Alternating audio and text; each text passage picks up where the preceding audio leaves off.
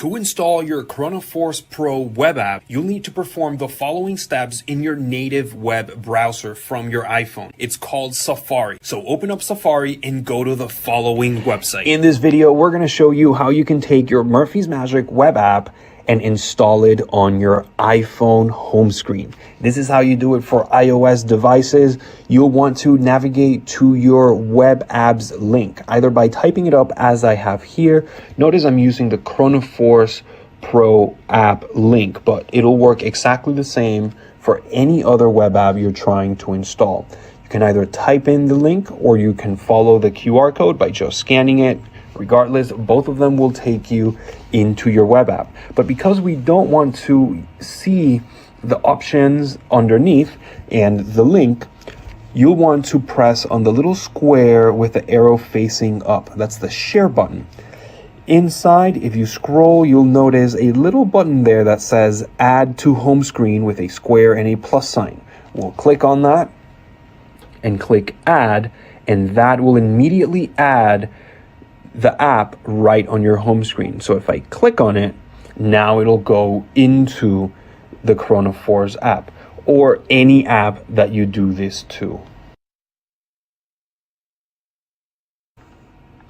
In this video, we're going to show you how to take your Murphy's Magic web app and install it on your Android device. You'll want to follow your link on your Android device, either by typing it on your browser or scanning the QR code. Once your web app is displayed on your browser, I'm using the Chronoforce Pro here as an example, but it'll work exactly the same for all others. You'll want to press the three little buttons on the top right corner and then click on Install App. From the pop-up, just click on Install, and just by doing that, you should have that app now installed on your Android device.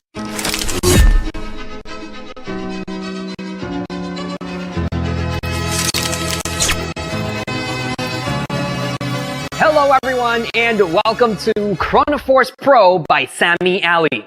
This is available as a download and a physical item. Both are exactly the same. I am incredibly excited about this project. I have been using this app non-stop. The features are pretty much endless, and I know that you guys are gonna have millions of ideas to use this effect. You're gonna be able to not just force single, double digits, long sequences of numbers, but you're also gonna be able to peek information. Now, because this app is so rich in features, we didn't want to sit here and go through all of the settings. Instead, we decided to jump straight into routines. That way, as you learn the different routines, you're also learning the features and the different settings that the app provides. That way, you're going to be able to immediately start performing and utilizing Chronos. Then, at the end, we have a settings reference guide for you so that you can very quickly learn, or maybe we should say refresh what you already know. Then, because you already know the different tricks that you can do, watching those settings will open up your mind even more to the possibilities that Chronoforce Pro has to offer you. I do want to mention this is available for both iOS and Android devices. And for brevity, to make it a little bit shorter, we may call the trick Chronos rather than Chronoforce Pro. We will also go through some of the crediting at the end, so make sure you stick around for that. But without any further ado, let's get into Chronoforce Pro. I know you guys are eager to start learning and performing with Chronos, but there is one little tiny thing we have to go over. That way you know how to use the app. I'm already inside of Chronos. All you have to remember is that to access any of the menus, which are actually right underneath those buttons, that world clock, alarm, stopwatch, timer, all you have to do is triple tap on them. The world clock is actually going to open up your settings. And the top three sections, you can choose on the top one, English or any other language. Right now, I think we have around 8 or 10 languages available. And then however you want your seconds to be divided from the milliseconds, you can either choose a dot, here in the US, or a comma pretty much anywhere else in the world. So I'm going to use a dot because we're in the US, and then underneath you can also choose which device you have. I have iOS 13 selected, but you can also choose Android Samsung or the Android dark mode. I'm going to go with the iOS, and then by clicking the little X at the top, we can exit the settings. But what if you have a Samsung phone? In order to get back into the settings app, it's going to be a little bit different. So I'm going to choose Samsung, and as you can see now at the top right corner of my phone, I have 3 dots. It is those 3 dots, when you triple tap them, that will bring you back into the settings. So now that you know that little tiny piece of information, we can start learning some routines with Chronos. We're going to start with a card at any number that you can start doing right away. George! What up, Javi? I'm doing great. Good to have you here. Can you do me a favor? Can you shuffle those? Shuffle any way I want. Any way you want. And as you do this, what I want you to do, how good is your intuition, by the way? Halfway decent. Halfway decent? Okay. So would you be able to just know, can you spread the cards here? Would you be able to know what card that is? It's not marked, so 3 of clubs. 3 of clubs. If that's the 3 of clubs, like, that's it. We finish. So close. Okay, it's like you said, it's half right? It's like halfway there. Okay, so it's super close actually. Technically, I would say it's like 99% there. Like, so okay, so I don't even need to check it. We don't. That's it. That's it. Here's what we'll do. Look, I'm gonna have you pick any card. There's no way you could know which card you're taking. Right? I'll take the force card. Okay. And you can show the camera if you want. And then here's what we'll do. Go ahead and place that card back. Now, doesn't matter. You put it back? Yeah. It's somewhere in here? It's somewhere there. Okay. This is what's going to happen. We're going to give the cards a little, it doesn't really matter where that card is because you have no idea where it is, right? Yep. And that is key. So you know the card, you just don't know where it is. We're going to try to see if we can use your intuition here with my, and let's open it up right there, with my little timer. Okay. Okay? Because if I press there and I stop, that's 83. Well, I don't even have 83 cards in the deck, so we would have to stop maybe there. And that would be 42. 1 plus 41 would be 42. Yeah. But the idea is I'm just going to let it run. You just have one chance at this. So whenever you feel the moment is right, you can, yes. Whenever you feel the moment is right, press it. Just trust your intuition. Ooh, it's a lot of attention now. There. What's the millisecond? 13. 13. This is what we're going to do. You're going to take, now if you had gone 1 more or 1 less, it would have been a completely different millisecond, right? Yeah. I want you to take the cards. I don't want to touch them. Take the cards and deal 12 cards. Put the 13th card aside.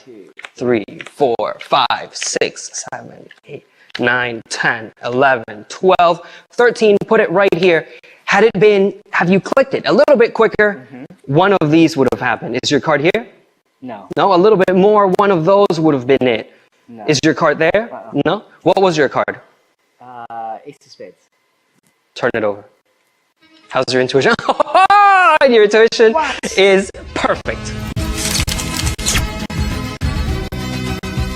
We're going to take a look at the routine you just saw. Now, this is a very simple, easy to do card at any number. If you like this routine, make sure you check out the one we're going to teach later, which is going to be a little bit more complicated, but at the same time, slightly more fooling. Now, we're going to go over the settings that you're going to need in order to perform this routine. And it's very simple. All you want to do is open up your Chronos app, and we're going to go into the settings by triple tapping the world clock right there. Now, we're going to make sure that right where it says for manual input, in that section, it says force after 3, and then we want to make sure that we have the seconds selected. As you can see, we can force it on a stop, number of stops, number of resets, or number of laps. We want the force to happen after 3 seconds.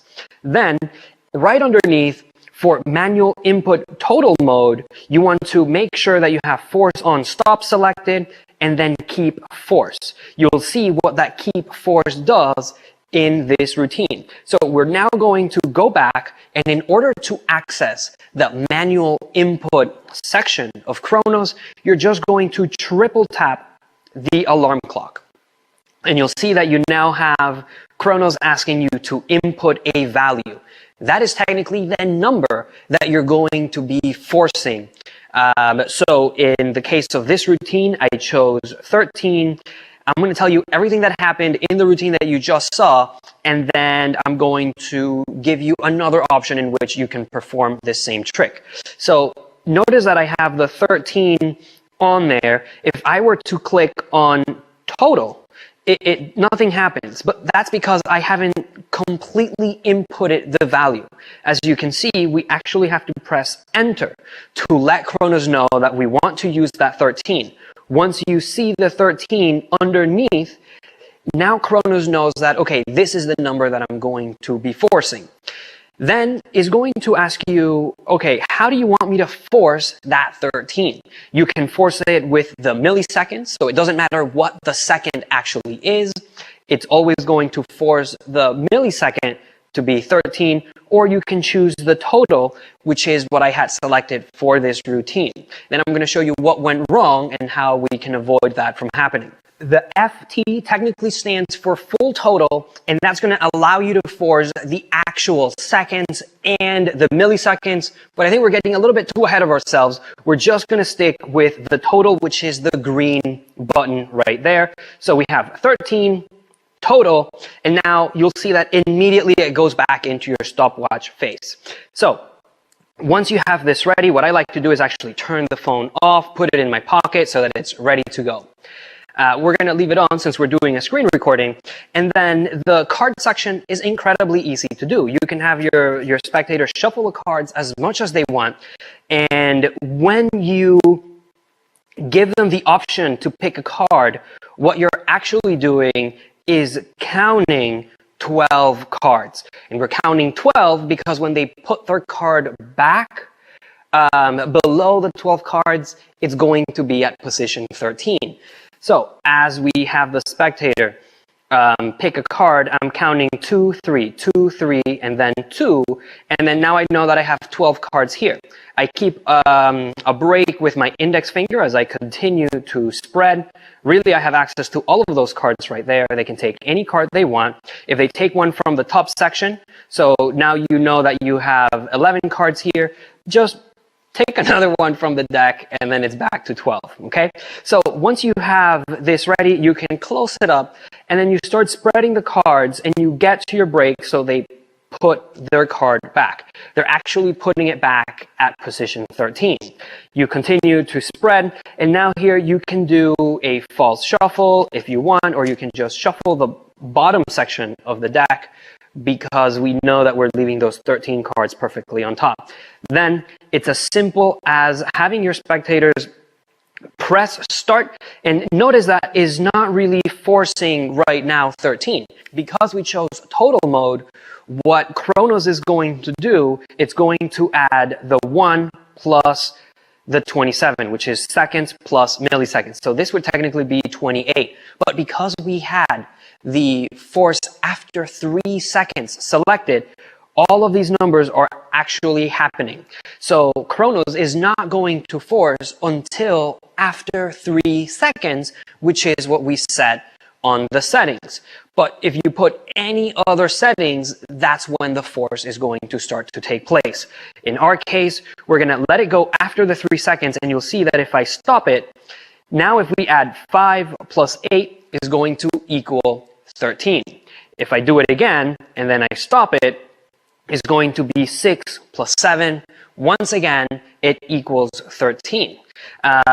So at this point, you can actually give them the option to, do you want to stick here, or you want to move on, or you want to try it again.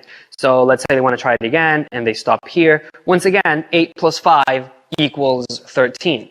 Once they're happy with the number where they stopped, you ask them, okay, go ahead, add them together. So 8 plus 5 equals 13. They'll take the deck, they'll count to 13, which is, I believe, somewhere here. I don't know. It's not important. The point is the card will actually be there. Now, what happened during the routine that we did here is the number actually went past 13. So if the initial second goes above your force number, in our case 13, the app is going to use a fail-safe mechanism, which we're going to take a look right now. So as you can see, once it passes the 13, it would technically be impossible for the addition to add up to 13. It's always going to be above it, which is why the app will now force just the milliseconds on 13. And the reason it's doing that is because we left that keep force on. So it's always going to force that number. So if I stop here and I start it again, you'll see that once again, our milliseconds is 13. Now, during the routine, I didn't realize that we were passing over that number, which is why we got the force only in the milliseconds. If you were to watch the routine back, you'll see that I actually have him add up the seconds with the milliseconds, but this is because I was expecting to have to do that also at the end. If I could go back in time, I wouldn't make a note to add the seconds with the milliseconds. So instead of, we're going to open it up, put the 13, enter it, click on total, I wouldn't make a note of this. I wouldn't say, look, we get this, 1 plus 55 is 56. I wouldn't say that. I would just leave it vague. That way, when they go into the 3, they can stop. I would tell them, are you happy with that, or do you want to go a little more? Then they're not going to be adding 3 plus 10. So it's okay to then go again and then have 5, 8. Are you happy with this, or would you like to try it again? Now, once they're happy with their number, let's say they're happy here, 6 plus 7 equals 13. Now we tell them that there's no way you could have known how many seconds they were going to stop on. There's no way I could have known how many milliseconds you were going to stop on. So let's go ahead, add them together. We'll use that number. That's what your intuition told you to press stop and select that. Go ahead, count down to those cards, and then their selection is going to be there. Once again, this is the manual input. It's going to allow you to force any number whatsoever that you want very, very quickly on the fly.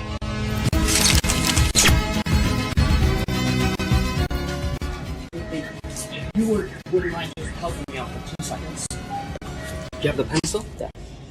And here. I'm just going to press start there, and we'll use the decimal that it stops at. So could you pause somewhere? So press stop, whatever you want. 12. Okay, could you mark 12 for me? This is the way to ensure fate is on your side. And could you press start and stop? 75. There's no on if there is. Oh, well, if we get a number that we can't do it, we'll just redo it. And can you do it again? That's my birthday. December 26th? Yeah. Wow. That's my birthday. So this is a sign that something's happening. This is a sign that something good is happening. Let's try this. Again. 67. Oh, one more. 43. Okay, so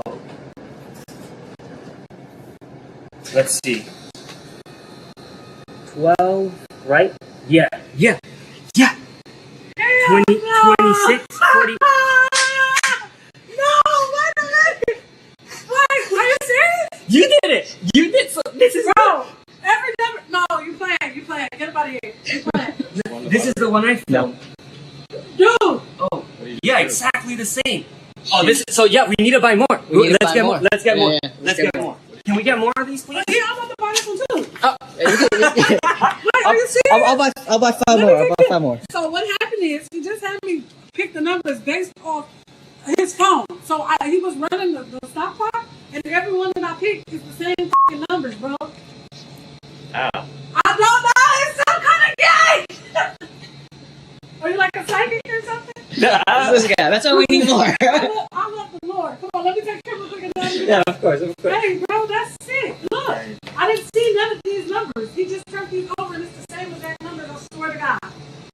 Bro, I swear to God. I believe you. And I love Jesus with every piece of me. I don't believe in anything other than the Lord. I believe you. Bro, okay, this is it. You just saw the lottery prediction trick, and I think you're going to be surprised at how incredibly easy this trick it is to perform. We're now going to be going into how to create a preset inside of your Kronos. So the first thing you want to do is, of course, open up your Kronos app. Once you're inside, we're going to go into the world clock, which is going to go into our settings, and we want to make sure we have force after 3 seconds selected, and we are going to be good. So now that we go back, the way in which you access your preset section in Kronos is by triple tapping the stopwatch. So if we triple tap there, you'll see that we have reoccurrence, normal mode, and then new preset right on top. We're going to take a look at reoccurrence and normal mode later on in this video. For now, we're just going to create a new preset. We're going to name it Lottery Prediction, and underneath you have whether you want to have the force happen with the milliseconds, the total, or full time. For this trick, I prefer to use the milliseconds, and we're now going to go into the value, and this is where you're going to now input the actual numbers that you selected on your lottery ticket. To make it super easy for us to follow and understand, my first number is going to be 11. Once you put that first number in, you have to press enter in order to input that number. You then go in and I'm going to do the second number will be 22, third will be 33, so on and so forth. That way we can very easily remember that these are our force numbers. And then 55. So we also have force after 3 selected. We have, and then that's going to be force after 3 seconds, force on stop. We're then going to click on add, and we now have our lottery prediction preset already made. If we take a look at the preset there that is selected, we can forget about the 2 I have on top. You'll see that it tells you the name right on top, on the top left.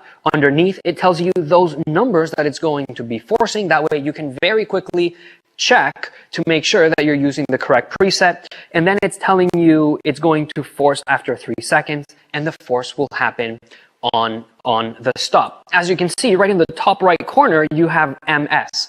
That is to let you know that the force will take place with the milliseconds. But if I click the 3 buttons right there, I can actually edit the preset, and then instead of the milliseconds, let's say I put total. So now when I click save, you'll see that it says TO, letting you know that it's actually going to be forcing the total, which means, friendly reminder, seconds plus milliseconds is going to give you that. So I'm going to revert it back to our milliseconds. That's the one I like to use for this one. And then notice that if I touch any other preset, that preset gets selected. So just make sure you have the preset that you want. In your case, you should probably only have one. And then once I know that's selected, once I exit out, if I don't do anything, if I don't put a manual input or any of the other features, the selected preset will always be the one that gets used. So because we have the force after 3 seconds selected, you'll see that if I click here, it doesn't force the milliseconds, it's just 3. And then here it's 78. Now, the moment I let it go past the 3, that's when the first number will be selected. So what you want to do is have your lottery ticket hidden somewhere. You can put it in an envelope or inside of a card case and hand it to your spectator. Tell them that's going to be for them. You then have them go through, you tell them that you need to have some numbers selected, so you have them press and start. Now, it's completely up to you if you have another ticket next to you so that they fill it out, or if you just have a paper and they write down the actual numbers that they're selecting. If you do the paper, the lottery prediction will be more of a surprise, and they're not really going to know, they're not really going to see it coming. If you do it with a prediction, with a lottery ticket, they may suspect that what you gave them may have been a lottery ticket. So once you just have them press and they stop the first time, in our case, the first one is 11, they will write down 11 or color in the 11. They'll do it again, and you'll see that now it's 22. They do the same thing, and then they will continue to do this until they have all of the numbers. So once we have forced the last number, the trick is pretty much done. You can now reveal it in whichever way you want. Now, we chose to use this lottery prediction trick here at the beginning so you can start to learn how to use presets, and maybe it can open up your mind so that you can create your own routines. Maybe you want to force some sequence of numbers, maybe the serial number of a bill, but I'll leave that completely up to you. We will go over many different ways in which we can use this same principle in later routines in this video.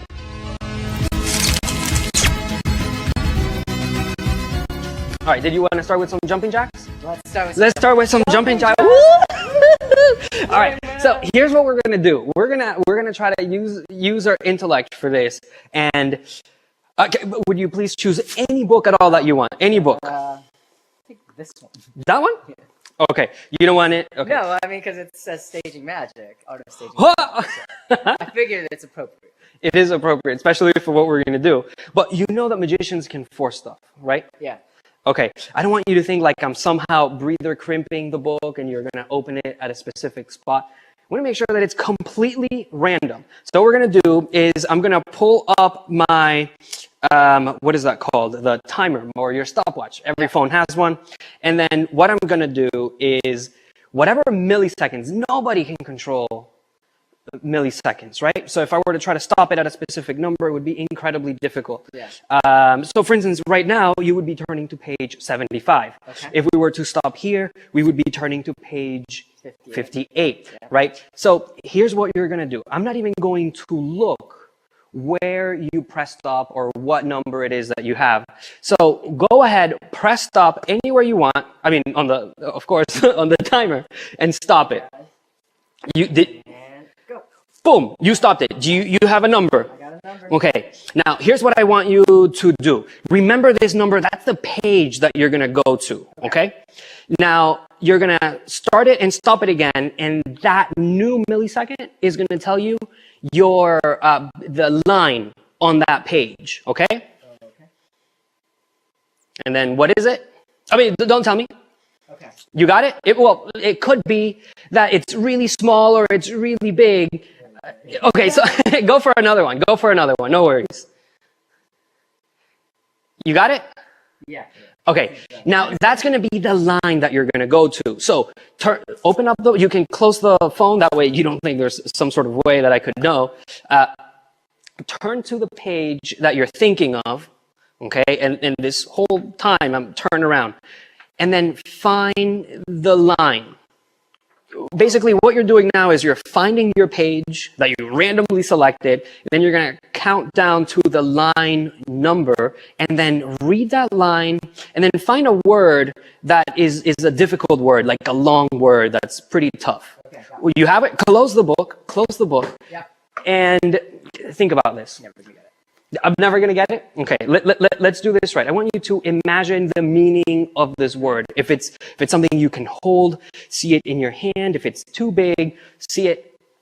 And I think you're kind of just agreeing with me, but not really visualizing anything when I say something you can hold or actually grasp, which leads me to believe that this is more of a, maybe somebody's name, or repeat this in your mind over and over and over.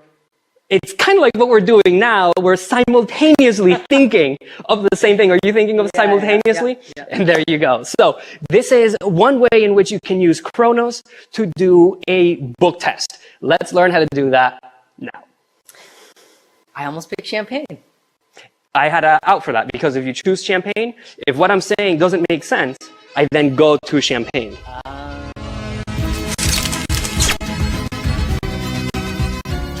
Now we're going to look at how you can force multiple numbers in a specific sequence. Okay, we're going to be using the manual input for larger numbers or spread of numbers. You're going to have access to that by opening up your Chronos and triple tapping on that timer. You're going to have the option of addition, which we'll get into later. For now, we're going to take a look at spread. Make sure you stick around till the end of this explanation, where I'm going to show you and give you extra ideas of how you can make a book test routine where your spectators actually have a choice of any book at all that they want. For now, we're going to stick to the very simple one book test right here. And once again, you already know that we're going to be entering the app here by triple tapping the timer. Okay, and we're going to be able to input the value. Now, all I did is I took the book that I had, I turned it to page 90, and then all I did was I looked through the text so that until I found a line where very easily it had a word that was way bigger than the rest, or at least two. And I'll tell you what you can do later if you have two. But for now, all I did was I went to the fifth line and I found a word that was bigger than all the others. Simultaneously, just happened to be that one. So I also looked around and I noticed, or I took a look to see if there was anything else the spectator could maybe also choose. And in that case, or in this line, it was also champagne. So I'm going to make a note of champagne as well. But now all I have to do, since I know that the page is 90, my first number on here is 90. The next number should technically be 5. But I want to make it seem like it's very free and anything could happen with the app. So I'm going to put a number that is definitely way bigger than the amount of lines that you actually have on the book, which is why I selected 71. So I'm going to enter that. When your spectator gets that number, they don't have 71 lines and it's going to take forever for them to count. So they're going to let you know that this number is too big.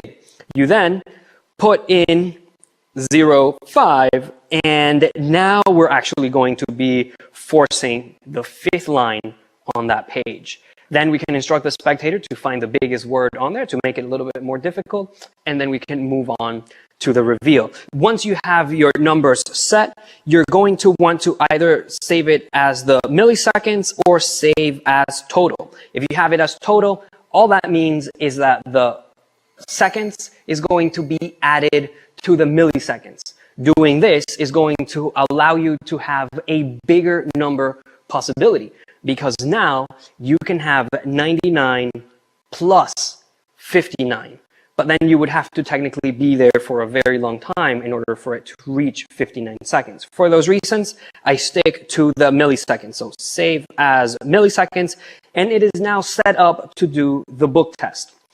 Once you are ready to begin, you have the book, you tell them that they're going to select a page on the book, and to randomize that page, we're going to use the milliseconds. So for instance, if we were to stop it here, and all I'm doing is I'm making sure that it happens before the 3 seconds, because we have the force after 3 seconds selected.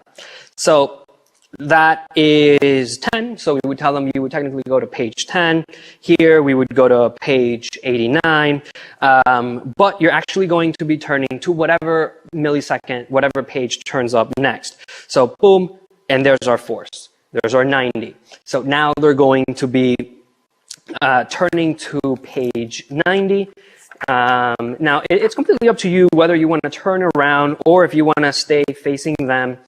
And once they do that, you can tell them that we're going to select a line on that page, and they already know what to do. They'll start and stop, and they'll see that now is too much. It's 71. So they're going to tell you like, oh, there's not 71 lines here. You tell them, okay, no problem. Do it again, right? This is just to sell the fact that this is a completely normal stopwatch. Once they do it again, it'll stop. We'll get the 5. Now we have them. Okay, go to that line on that page and find the largest word. Think about it, and now you can reveal it in whichever way you want.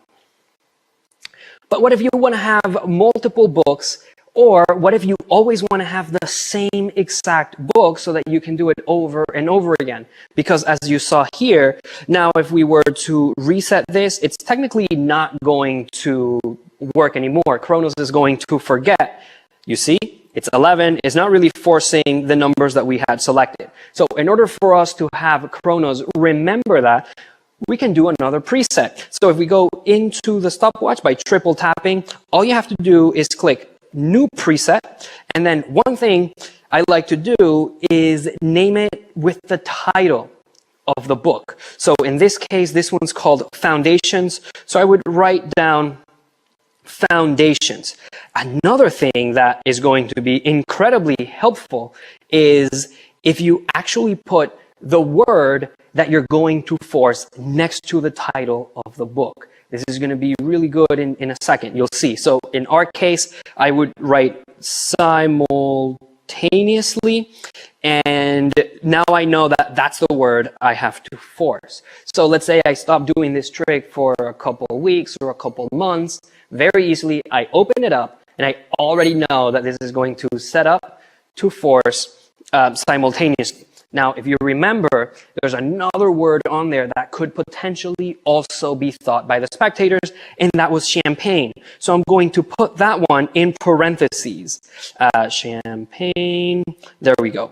That way I know that they're going to be thinking of simultaneously, but they could also be thinking of champagne. Then when we go into the values, we already know we have to put 90. We press enter to input that number. And then we have our fake out number, which is going to be 71. And then the line is 5. So now we technically have this set up. It's going to force after 3 seconds.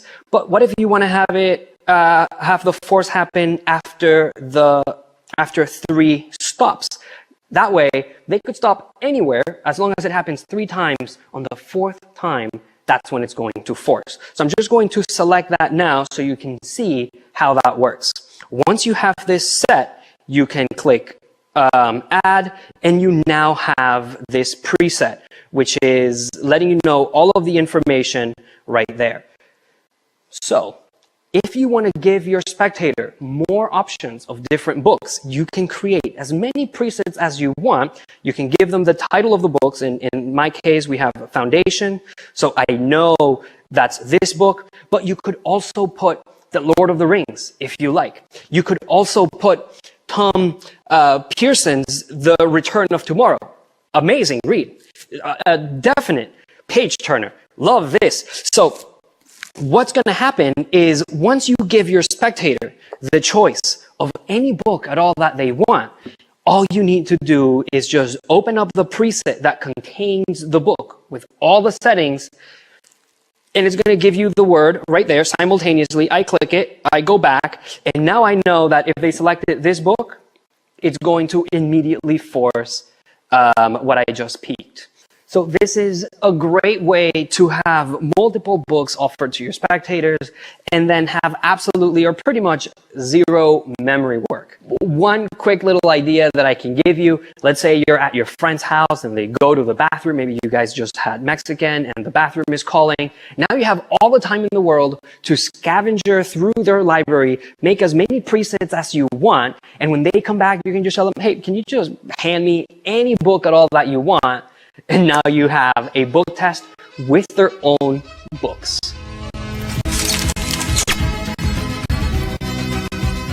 And you have technically no clue what we're going to do. Have you ever done an agility test? Maybe. Like to time yourself. To To see how good you are. stretching? You like with your hands. Oh, okay. I'm not explaining this very well, but this is all for good purpose, okay? This is what I want you to try to do. Cut a fourth, leave a fourth on the table, put the rest here. Man. Alright. Is that about right?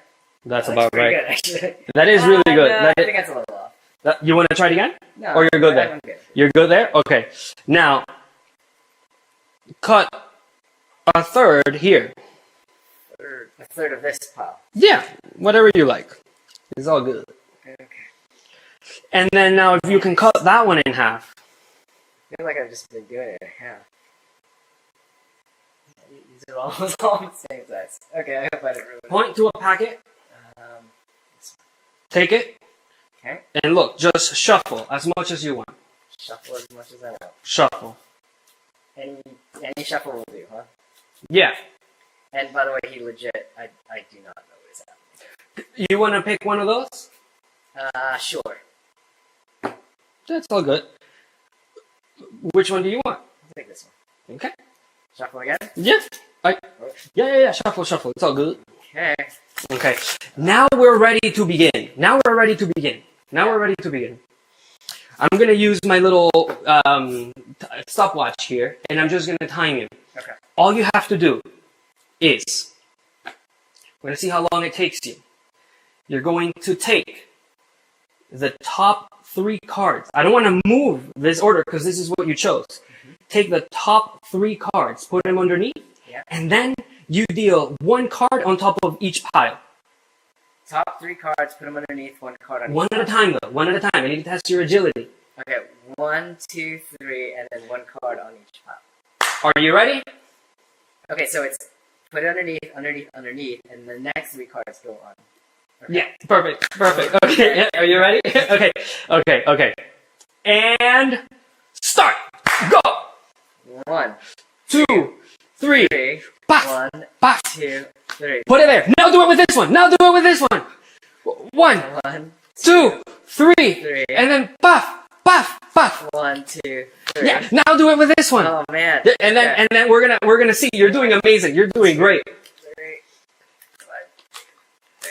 Okay. Okay, and then right there, almost. You're yeah. 1, 2, Oh, 20. Yeah, it's okay. 1, 2, 3. Perfect. It took you 24:43, right?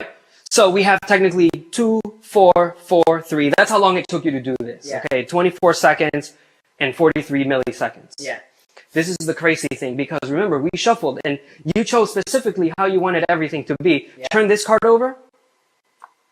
3, Turn that one over. 4. No. Turn this one over. No. And then you have literally 24 seconds and 43 milliseconds. And you chose everything. That's great. I shuffled it. You shuffled everything. And now let's learn how this works. This is amazing. That's actually really good. This is actually really good. Legitimately, this is the There first you time go. saying this, so I'm actually rather impressed. Okay, good. That's really good. Now let's take a look at how to accomplish that trick we just did. What we're going to be using here is the full total section of this app. Now, you're going to have access to the full total in your preset section as well as in your manual input. So just to make it very quickly, we're going to go through the manual input, but feel free to create a preset with these settings, and then you can always perform this trick. Now, I'm going to triple click, not clip, the alarm clock. And what you have to do is set the total value that you want to be displayed on your stopwatch. And that, in my case, is 24:43.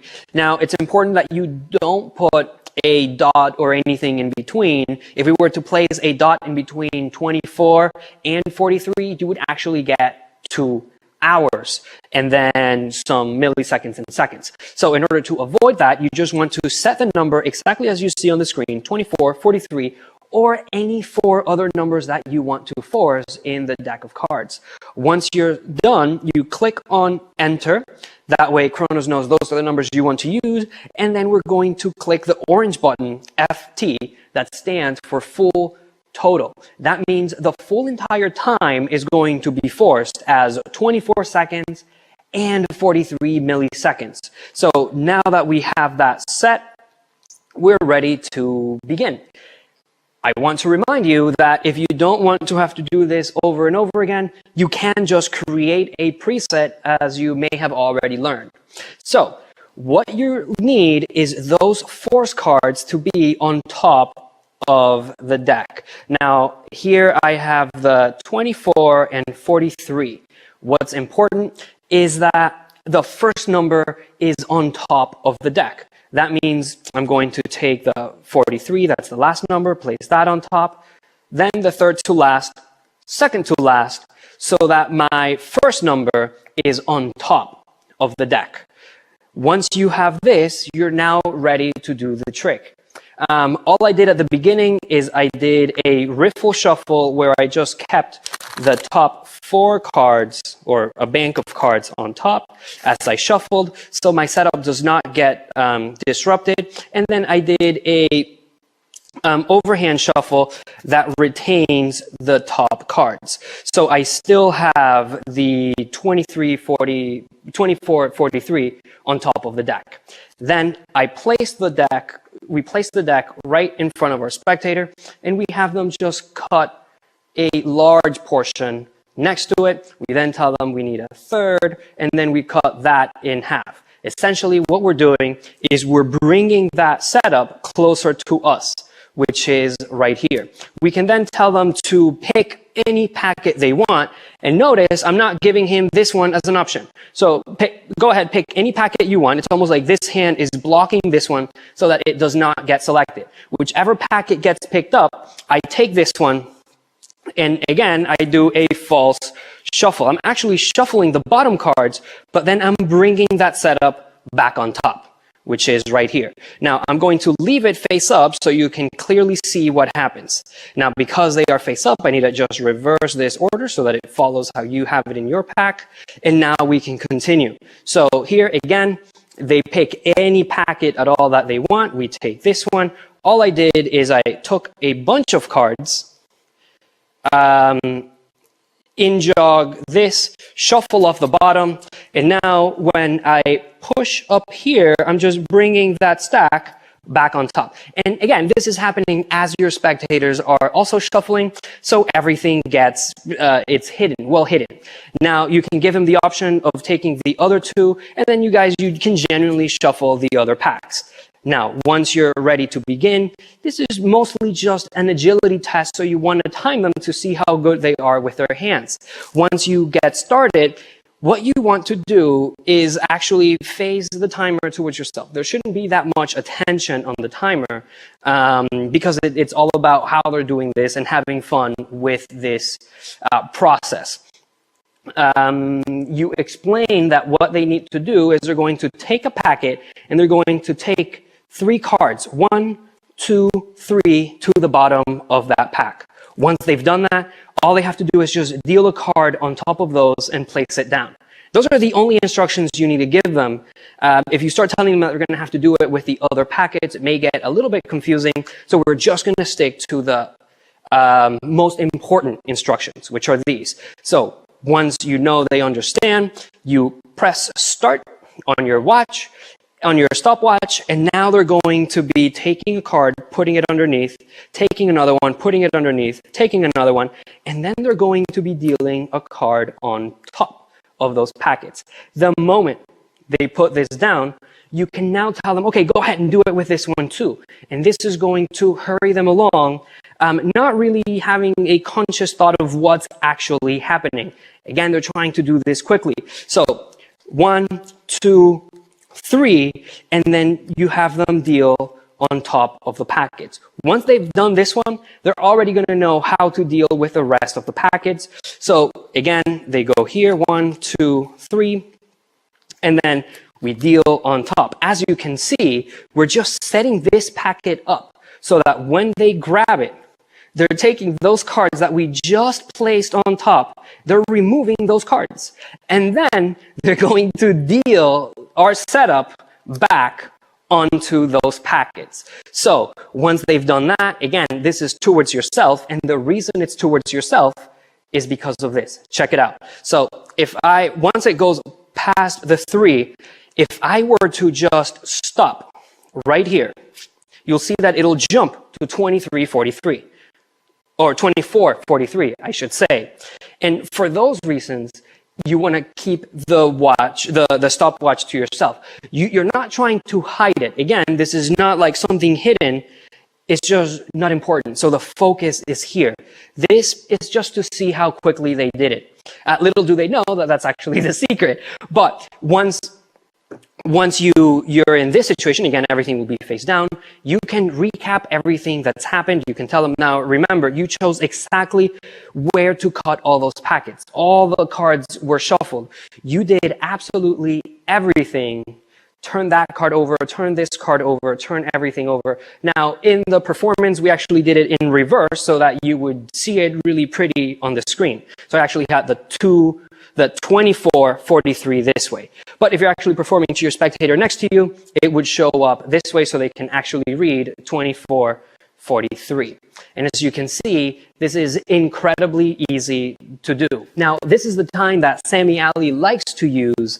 So we stuck with this same exact timing, but feel free to change it if you're going to be doing some different things. It could be absolutely anything you want. I would like to remind you that you can set this up on the fly with your manual input using the total mode, or you can create a preset so that you can do this at any time. All you have to do is just control those cards to the top of the deck, and you have an amazing routine ready to perform.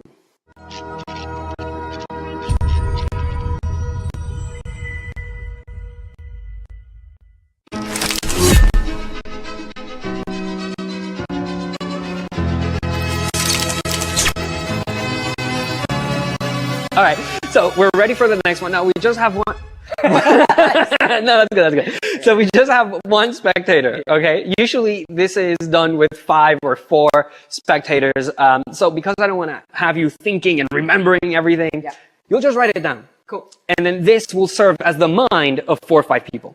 And this would be in my phone, in my pocket, but we would take out the stopwatch, and then you can see here, so the camera can also see. If I press here and I stop, we get some random milliseconds. This is impossible to predict. So what I want you to do is you're just going to click start and stop. Whatever milliseconds you get, that's the number you would technically remember. And then when you finish getting that number, you just pass the phone along to another spectator. Again, it's just you. So every single one, you just write it down. Okay? So I will... In just a millisecond, right? In just a millisecond, yeah. And then I'm just going to click start. Then go ahead. Whenever you feel like it, whenever you decide fate is right, and there you go. You just write that down. And then we'll do this a couple of times.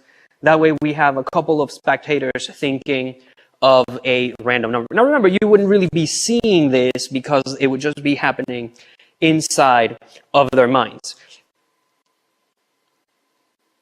And another thing that you could do is, as the spectators are doing this, you could actually be doing what I'm about to do in a moment. But I'll talk a little bit about this in the explanation. And then I think just one more. I think that's enough. I think we have plenty. I think we're good. Okay. We're good? Yeah. Okay. Now, at this point, everybody has a number in mind. And so we technically need to do one of the fanciest shuffles that I know, which looks a little bit like this. And the idea is that everything is just mixed, okay? So we need some cards. We're going to need a lot of cards. Okay. So a bunch of spectators would technically be selecting one or two, this one, and that one, and you can even select more than one. These 3 there. Those 3, and then technically we would be having more spectators. This is the force card. Let's take that one. That's the force card. Yeah. You got it. Any more? That one, and then maybe like one more. Can I go? Let me take. Yeah, wherever you want. Right here. Okay. Okay, perfect. The idea is that we just have some random cards. It doesn't really matter, and I don't even want to touch them. So between everyone, you guys chose those cards. Yeah. Now we're going to choose the order in which these cards are going to be used. Okay. So you have a choice. Do you want to deal a card down, or do you want to switch the order? Your choice. You want to deal or switch? I'm going to deal. Okay, deal. Do you want to now deal or switch? Switch. Switch. So you just take the card and switch it. Leave it kind of sticking out so we can see, and then put it right on top. That way we can follow where the decision has been made. Now here we can give the cards to another spectator, and it's your choice now. Do you want to deal or switch? Deal. Deal? Okay. Again, switch, and then we could give the cards to, and then we'll put it like this so we can see. And switch, okay. Deal. And I guess switch. No, you can't. Okay, so technically this is the order that between all of you guys you decided. Yeah. What I want you to do is finish off that shuffle by closing the cards. Okay, and then square everything up. Now again, this wouldn't have been written down, but we would now turn to the first spectator. What was the number you were thinking of? 54. 54. So let's see. 5 and 4. There we go. That's pretty good. That's pretty good. And then the next one. 78. 78. So we have a 7 and the 8. And then we have the 3. Oh, 33. Okay. 33, 3, 3, 5, 9, 5, 86. 86. Every single decision you all made led us to this specific order. You chose the cards, you chose the way the cards were going to be, blah, blah, blah. And you guys, I think, get the point of this routine. It's actually, Really good. it is, right? It is really good. Because it's got like so many different layers and factors on it. It's fantastic. Fantastic trick. Yeah, maybe if you didn't know what was good. Because Yeah. we kind of, to be honest, we worked on all the little tiny details that we're going to talk about But before this. I am super impressed at all the nuance that sort of has gone into this. And so I'm sort of saying this is sort of out of character now. A lot of nuances really like went into this. So I think once he starts getting to it, I think you're really going to appreciate all Yeah. the thoughts and subtleties that go into this. So I guess let's jump into it. Let's do it. right. Let's do it. Thank you so much for the help. Now we're going to take a look at technically what you just saw. It's somewhat simple, especially if you skip the first part of the switch. So I'm gonna show you that in a second. But first, you just have to set it up on your phone. Usually, I have a preset set up with my phone number, and then my phone number is technically the reveal. That way, very easily, I can go through the cards without having to look at my cheat sheet on my preset that I created in Kronos. I can just very easily get all my cards. I can call my phone number to the bottom, transfer them, to the top, transfer them to the bottom, and now I can do the trick. All I did was I created a preset with this set of numbers. Now, if I go into my preset settings here, we'll see that I have it called Swindled of Sorts, and that's because the move that we're using to switch the cards is by Paul Curry, and I believe it was in his Worlds Beyond book. And I should also mention that this idea comes from Lloyd Barnes, so thank you so much for sharing that with us. Once we go inside of the preset, I'm going to click Edit so you can see. I have it set up for this specific performance here for milliseconds. But if you're doing it with your spectators, where you're handing the phone to the spectators so they can do the stopwatch, you could actually select the total. That way, when they get it, they have to do a little mental math to remember that, that number. We're going to stick to milliseconds here because that's what we did in the performance. And then just notice that I have 54, 78, 33, 95, and 86. So I have it right here, all those numbers set up. Once we click Save, once this is selected and we exit out, you're now going to be utilizing that preset. So there's one little tiny thing you have to do, and that is reverse the order of your stack. Because when they use the Swindle of Sorts, they're actually going to be reversing the stack. So we just have to reverse everything like this. And now I'm going to turn this face down. You'll notice that on the back of that top card, I actually have a little pencil dot in the corners. I actually have it on the right-hand topmost corner, but that's because I'm left-handed. And the reason for that mark is because when I spread, I know that this is where I need to get my break so that I don't waste time counting or looking for anything. It's already there. It has the little pencil dot mark. So as they are selecting those cards, I'm just waiting until I see the card with the dot, and that's where I keep my break. So once I have my break, we're ready to do the switch. But I'm getting a little bit ahead of myself. So before you do any of this, just leave the cards on the table. We don't need them. You're just going to have your spectator select a random number. And we're going to do that with the stopwatch. So you already know that it's going to start. We're going to leave those 3 seconds because that's the setup that I have. Then once they do it, you'll see that it's going to be 54, 78, 33, 95, and 86.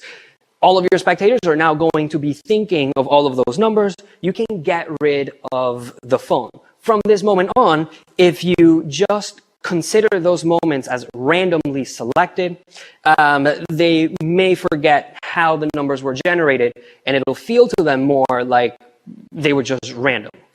So now that everybody's thinking of a number, you pick up the deck, and all I did is I started shuffling the cards while making sure I didn't shuffle these. So I'm doing this kind of weird, messy looking shuffle. Nothing's really happening from underneath, as you can see. I'm just taking all the cards from the middle and just making it look like it's messy. This pack is staying perfectly as we need it. From here, this is just to show that the order of the cards is not important. So the selection is going to be a little bit more free because they're not thinking like, oh, maybe he wants me to get that card or maybe he wants me to get this one. Because we just did a complete mess, now it doesn't matter. Now this is somewhat not important. So when we have them touch the cards, you want to just leave a few cards from the top so they select from the top. Remember, we don't want them to go here at the bottom. So they'll touch one, when they touch another one, you can even tell them, you can even touch more than one, 2, 3 at a time. Boom, they'll take this, and you're just going, once you see that you're getting closer to that bottom edge or your pencil dot, that's when you stop. You have enough cards. It doesn't matter if it's actually 10, 8, 12, as long as it's just a bunch of cards. We're not really calling attention to the amount of cards because it doesn't help the trick at all. So once we close this up, we're now going to switch the cards utilizing the name. It escapes my mind, but we'll put it on the screen. And all it is remember, I have a pinky break right here, and this is the exposed view. Once you have all the cards up-jogged from the deck, you're going to kick those cards off to the side closest to your thumb. You're then going to re-grip the deck from the top with your middle finger and thumb in the back, and all you're going to do is take these cards out. So you're going to take these cards out. That's what we're trying to simulate. What's actually going to happen is these cards are actually going to ride underneath those. So it's going to do this, and then I'm going to strip those cards out like that. What that looks like is this. Here, we strip those cards out, and now I'm going to spread these cards on the table. So this deck needs to go above the cards they actually touched. It is in that motion that I grab those cards as I spread, and then those packets, the ones they selected, will be switched with the ones that you have in your preset. Now, from here, you say, oh, I don't even want to touch these cards. You take them, and between all of you, you guys are going to select the order of those cards. Okay? So now we tell them, here's what's going to happen. You're either going to deal a card or switch a card. In order for them to really understand this, you can grab some of the discarded cards and show them. So you can either deal a card or you can switch a card, and they'll see you switch that card.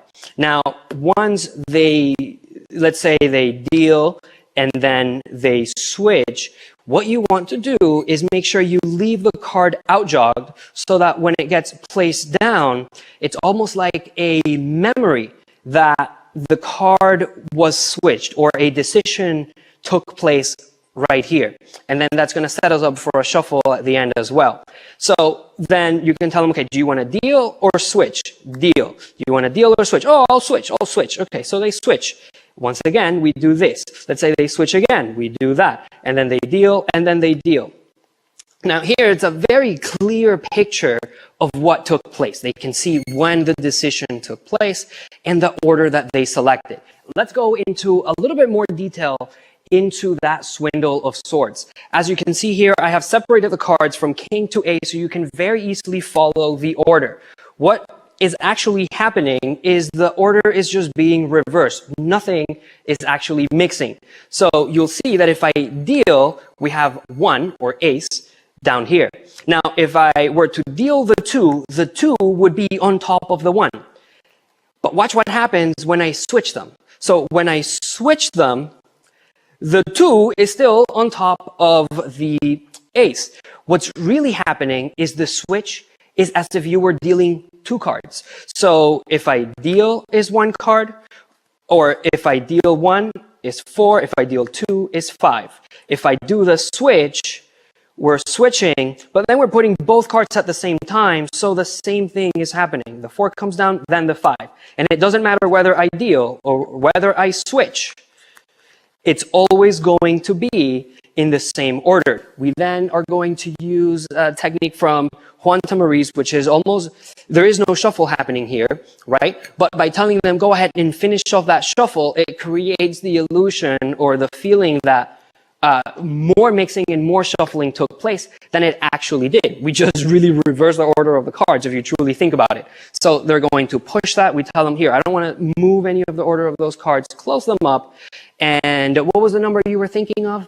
Here, actually, before you get into it, you can recap a little bit so they know random number was generated. They chose everything. They chose the cards, blah, blah, blah. And now all of those cards, 54, 78, 33, 95, and 86 will take place. So this is all of the little tiny details that we have added to this trick to almost enhance every portion of the routine. So I hope you guys enjoyed it.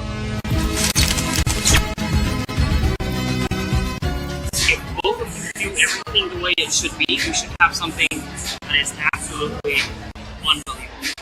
Okay, so the first thing is I'm going to, let's just shuffle these. Right? And as I shuffle these, just go ahead and think of any playing card. So you're going to think of any card at all that you want. Okay, got it. You got it? What card are you thinking of? Queen of Hearts. Do you want this one or you want to change it for another one? Completely up to you. I want this one. 100%. 100%. It's very important. Remember this moment. You could have switched to another card. Okay. But you're choosing the Queen of Hearts. Right on. There's 52 cards in the deck. Okay? And you're going to randomly choose a number in there. Okay. And what we're going to do is I'm going to pull up the timer card. Okay. Okay? And you're going to, let me pull it up here. And what we're going to do is whatever millisecond we get to, that's the amount of cards we're going to deal down. Okay. And the Queen of Hearts will be there. Okay. Oh. Okay? Alright. Because we can't control what's going to show up. So we're going to start it. Now here's the thing. At any point, you can stop it. Whatever the milliseconds are, we count down to the number, the Queen of Hearts will be there. Okay. Oh, okay. Alright, 81. We don't have 81 cards. Yeah. Try again. Okay, no. 11. Okay, now, here. Cards were shuffled. Right? You stopped at a random number. You named any card at all. I don't want to touch those cards. Deal down to the 11th card. I do? Yeah, I don't want to touch. Just go with it? However you want. It's your... So that's it's up to you. 1, 2, 3, 4, 5, 6, 7, 8, 9, 10. That's the 11th card. If that's the Queen of Hearts, put it to the side. Look. Should I open it? Wait. Take a look. No! Arahamada!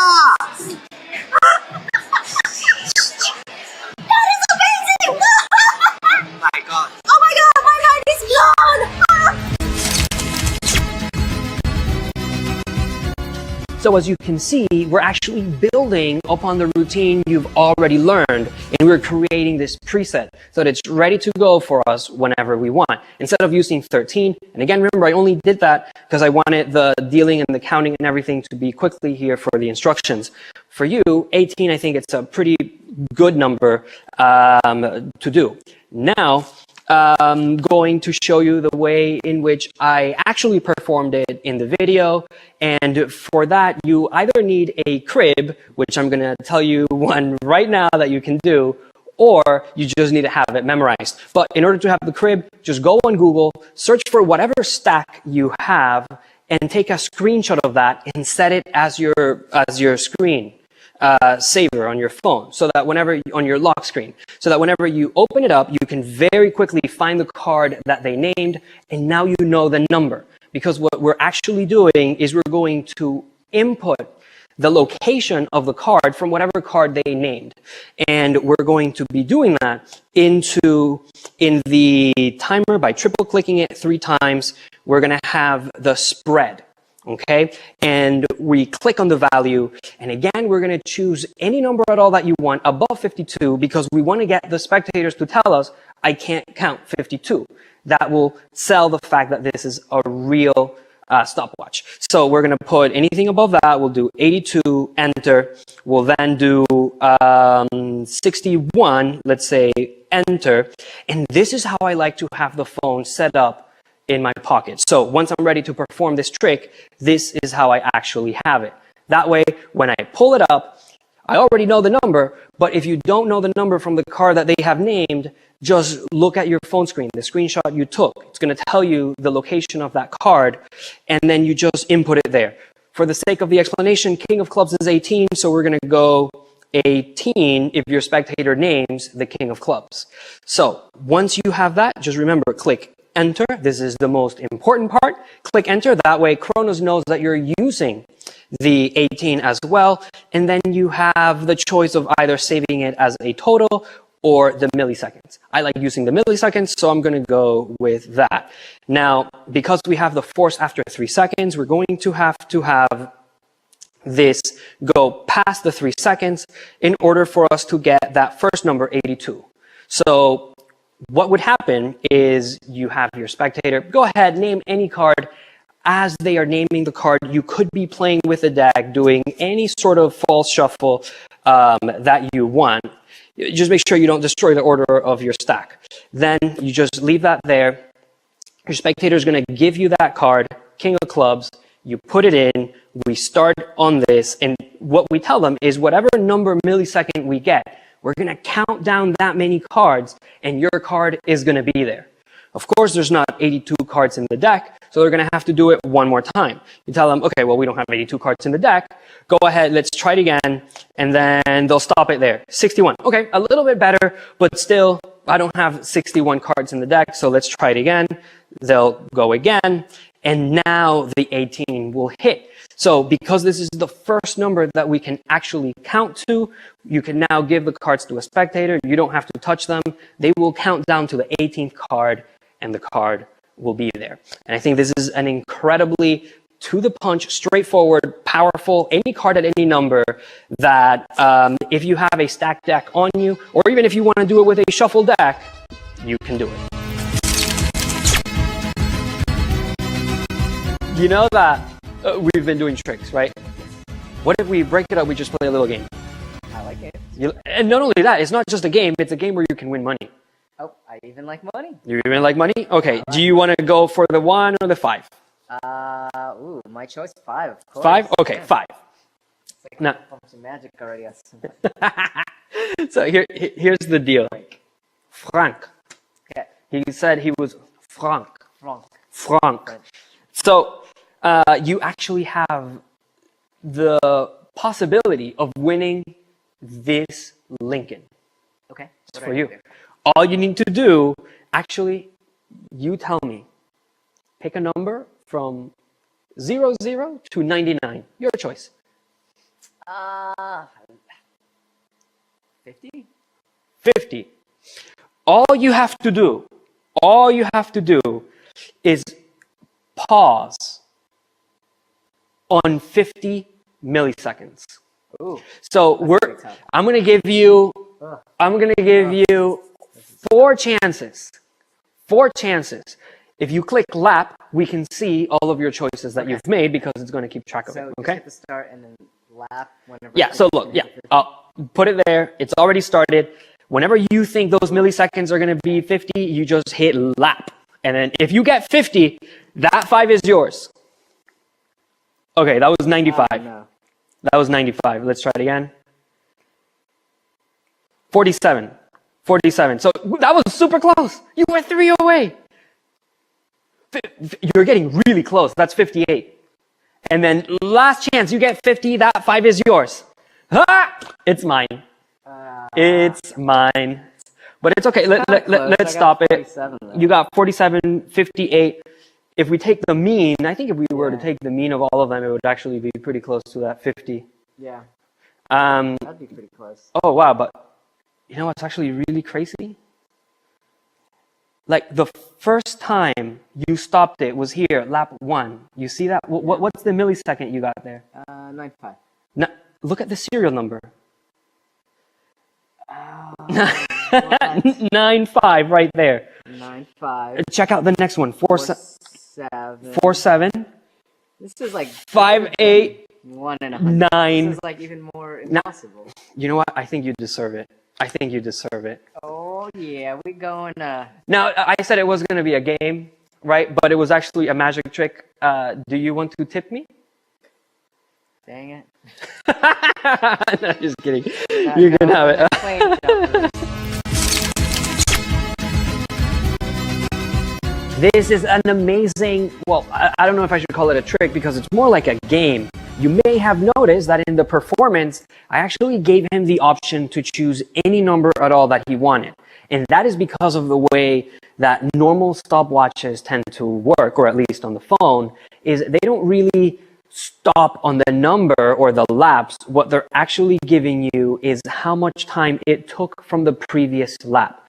So if the first one stopped at 10 seconds, the second one is not going to say 12 seconds if you took 2 seconds. It's actually just going to say 2 seconds. For those reasons, we wanted to make the number feel a little bit more random, which is why I gave him the option to choose a number. He chose 50.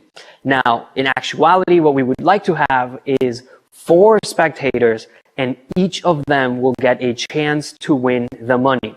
Now, each of them are actually going to remember their milliseconds, and then we're going to call back to it because it matches the serial number on your bill. So, very, very simply, you just have to take any bill at all that you want to put up for the game, and you're going to enter into your extra manual input section, which is triple tapping the timer here.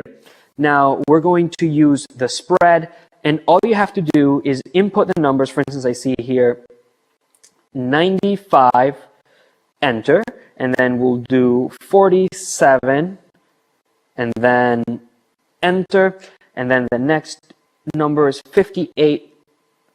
So 58, enter, and then 93. So once you have that added, you can either have it as the millisecond, which I highly recommend for this routine, or as a total. We're going to go with the millisecond. Now, if you want to have a bill, maybe it's a $100 bill or a $50 bill, and you always want to perform this routine, rather than doing it through the manual input, you can just go and create a preset, and you call it your bill routine or bill game, and now every single time that you want to perform this trick is ready to go. So what you're going to do here is go into the world clock, and to perform it in the way in which you just saw, your settings need to be set as for manual input. What you want to have the force on, you want to set it on lap. So once you have that set, it's going to be forcing on the laps. You can go back into your regular stopwatch, or I should say your chrono stopwatch, and now you can start the game. So they'll click start, Again, we have it force after 3 seconds, so we just have to wait for those 3 seconds. Now, when they click lap, you'll see that the first number from that serial number, 95, is on the millisecond. When they click lap again, the same thing will happen. Now it's 47, lap again, 58, lap again, 93. We can stop it, and now we can bring attention to all of those milliseconds. The first one down here is 95. It matches there. 47, 58, and 93 perfectly matches the bill. That is how we perform the routine you just saw in the studio. Now, if you want to perform it with multiple spectators, then what you have to do is go back into your settings, and instead of having the force happening on the lap, you want that to happen on stop. So we'll go back, and then we'll have these set up. We'll just do some random ones so it happens quickly, and these are not going to be the actual values. We're just doing it for the sake of speed.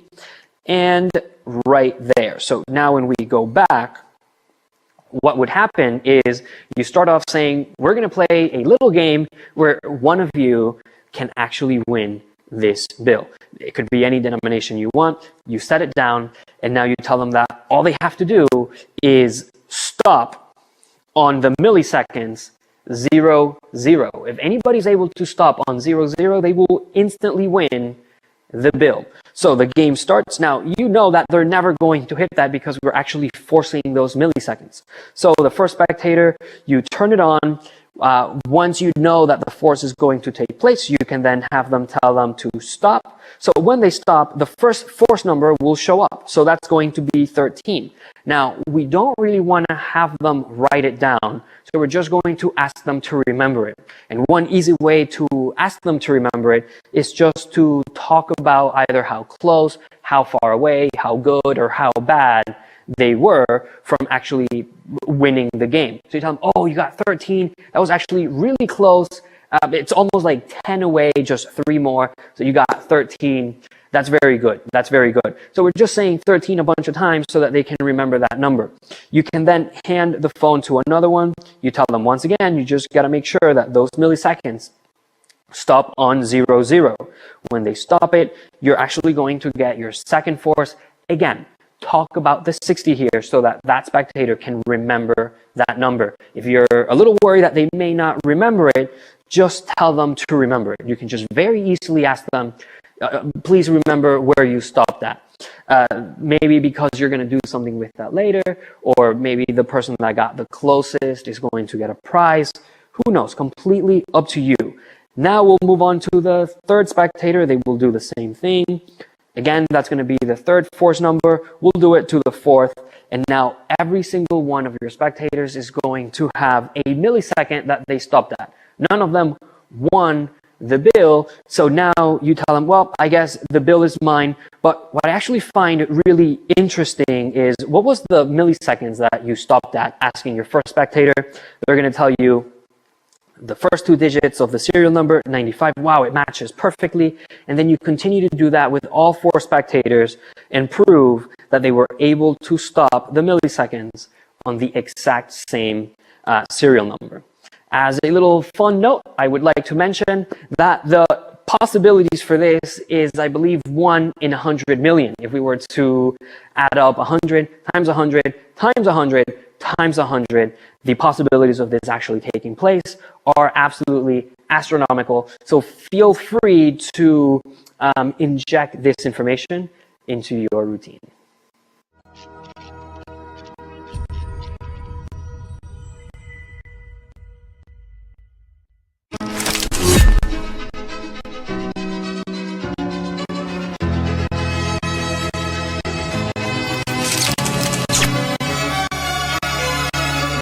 Welcome to the Chronoforce Pro Additional Ideas. As a reminder, we may call it Chronos for short to save some time.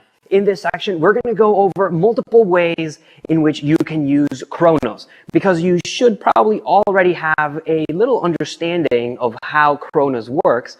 Plus, we're going to be assuming that you may know some of these routines that we're going to be talking about, and we'll also be telling you where you can find more information on them. For those reasons, we're going to be cutting those explanations a little bit shorter. That way, this instructional video is not 10 or 20 hours long. Again, after we finish with this section, we're going to go over all of the different settings that Chronos has to offer for you. But before we get there, let's get into the additional ideas. The Magic Square is technically a classic, not just in Magic, but also in Mentalism. And Chronos is going to help you achieve that effect. You're going to have multiple ways in which you can perform the Magic Square. And if you don't know what the Magic Square is, it is basically a 4x4 grid that you fill in numbers, and then the corners will add up to a specific number, but also every single road, horizontally, vertically, diagonally, the corners, the inside circle, absolutely everything. No matter how you add up those numbers, it's always going to be the same number, or the chosen number. Now, if you have Chronos, you can actually set, kind of like how we did the book test or the trick with the Swindle of Swords with the order of the cards. You can use that same style of forcing the numbers with the spread. And all you do is you set in all of the numbers of your Magic Square previously. As your spectators stop the timer, you can then very easily just fill in the squares, and all of those numbers are going to match. If you force them the number 42, you can then use the presentation of the meaning of the universe. And if you don't know what I'm talking about, just do a simple Google search and you'll definitely know. If you're familiar with performing the Magic Square, then knowing that Chronos can force either all the numbers or just a single number or just a few of the numbers, if you have any of those methodologies for the Magic Square, I guarantee you that right now your mind is flowing with ideas of how you can implement Chronos in your current existing Magic Square. If you don't have a Magic Square routine, very simply look one up. You can even look one up for the number 42 like we discussed, and then you just force every single number on the Magic Square, on Chronos, and then your Magic Square will be perfectly filled in, and you now have a different magic trick that you can do with Chronos. Another classic of Mentalism is the Mental Epic routine. If you don't know what that is, you basically predict 3 random things that your spectator can think of. Usually the downside of Mental Epic routines is that you actually have to force an object. And it sometimes tends to be like the force of a card, using crosscut force, or maybe a classic force, and all the other options that you have, like, oh, think of a name. Think of a country. And then so you're getting the name, you're getting the country, and then the last object is a card. It tends to be a little bit lower or not as impressive as the rest. So with Chronos, you can actually force either the total time, you can force the add up of the seconds with the milliseconds, or you can just force the milliseconds. But the way in which you can get this number is very, very cool, because you can use the stopwatch in the middle of your routine or as the premise of your routine to see how long it's going to take for everyone to think of the first item and then the second item. And then once you get to the third item, it's almost like you just had the thought that, okay, you know what, rather than having you think of something else, since you've been keeping track and keeping the time, why don't you just pause and we'll use whatever milliseconds or whatever seconds plus milliseconds or however it is you want to force that number. And that's how you're getting your force. So this way you don't have to force a card or force something that is not going to be as impressive because you have some sort of access to it. The spectator is the one that's actually making that third selection, which feels super free, and it also feels like it was influenced by the previous choices and how long those choices took to take. Very briefly, let's go over what a simple one-ahead Mental Epic routine would look like using Chronos. Let's say the first thing we're going to get your spectators to think of is a person's name. And for this example, let's say they're thinking of Mario. Now, your audience is going to believe that you're trying to get their thought that they're thinking of, which is a name. They have no idea that you're going to use that stopwatch later on in the routine. So what you're actually going to write here is your forced number, your forced time that you're going to be using later in the routine. Whatever you set, let's say you set it to 20 seconds and 15 milliseconds. That's your force at the end. So then that's what you would write here. Now you put it down, your audience is going to believe that you wrote down the person's name that they're thinking of. So when you end up asking them, okay, so I've already committed to the name that I think you're thinking of, let everybody here know what that name is. They're going to say Mario. Here you act excited and you're like, okay, great. Let's move on. I need you to think of a country, let's say. What your audience believe is that you wrote down Mario here. In reality, we're using the one ahead principle so that now when we're going to talk to spectator number 2, the audience and they think they are thinking of a country, which they are. Let's say they're thinking of France, but we don't know that yet. So what we do know is that spectator number 1 is thinking of Mario. So that is exactly what I'm going to write as I pretend that I'm writing down a country. So think of the country. Really, you just write down Mario. You place that down. Now, because you've committed to the country, you don't have the pen on you, you already put the card down. Now you can very easily ask the spectator, okay, go ahead, let everybody here know what's the country that you're thinking of, and they're going to say whatever it is, in this case, France. So now everybody knows they're thinking of France. You can act a little excited here, like, oh, great.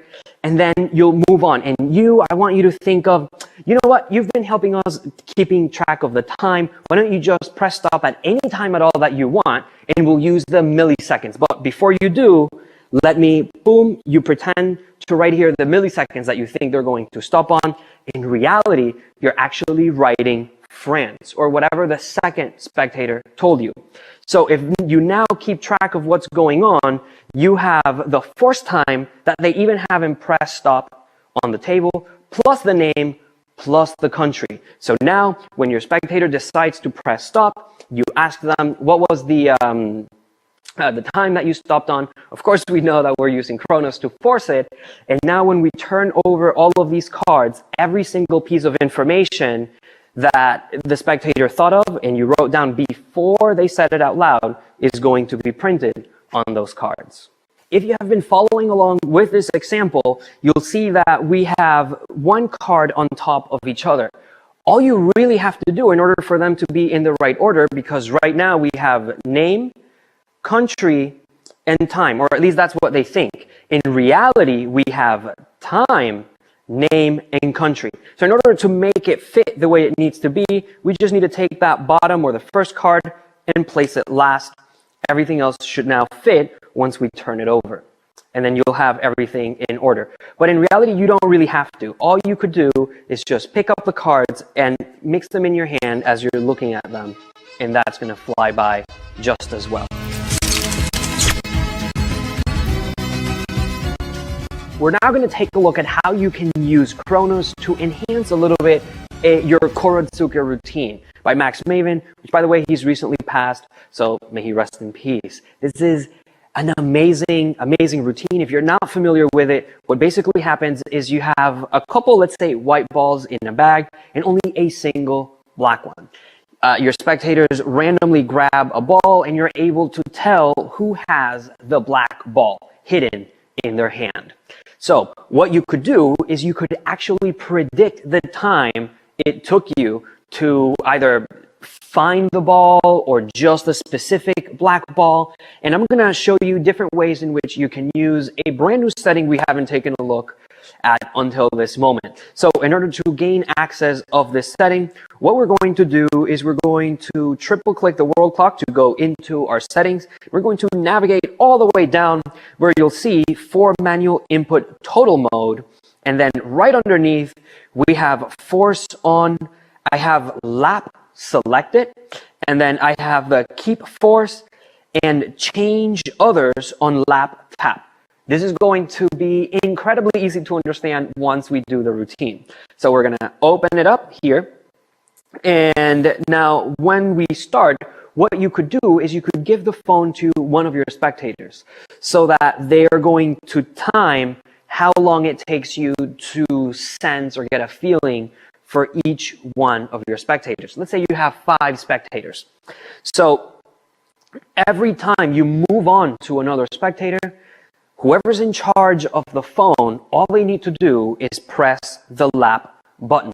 And that's going to create almost like a little log of how long it took you specifically with that one particular person. There's one more thing you just need to do before we get started with the routine, and that is set up your force. So we're going to go into our manual input by triple tapping the alarm clock. And now here, this is going to be your actual force. So let's say you want to force the number 24. Okay, this is what you would write down on a little business card as your prediction for the kicker ending of this routine. So we're going to enter it, and then we're going to use the total. Okay, so we're going to use the green total. You're now going to hand the phone to your spectator, and you're going to let them know that you're going to be sensing each and one of the spectators to try to find that black ball.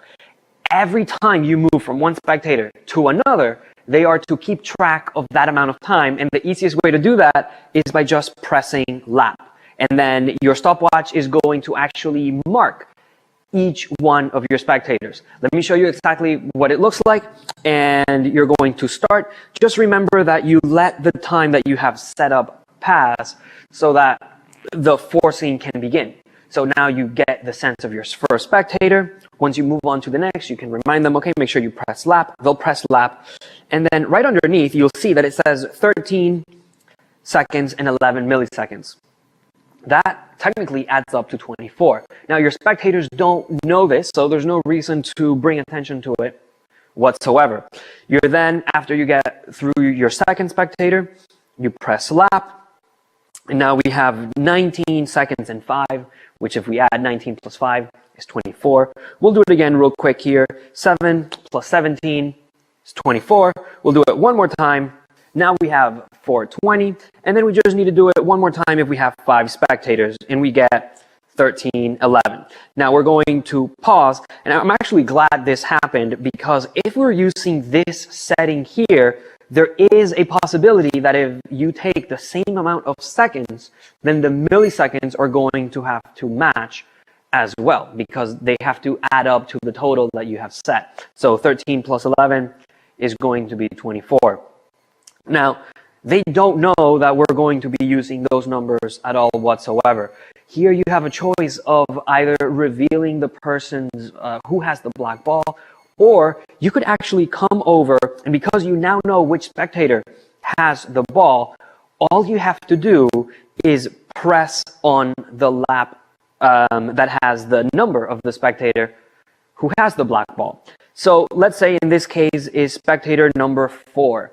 All you have to do, and if you notice, all other numbers except the number 4, which happens to be green right now, you'll see that they will all change. And the only one that stays to add up to 24 is that 4th lap, which is 4 plus 20 equals 4. So here, you could now ask your spectator, how long did the first spectator take? And then they'll say 13 seconds and 58 milliseconds.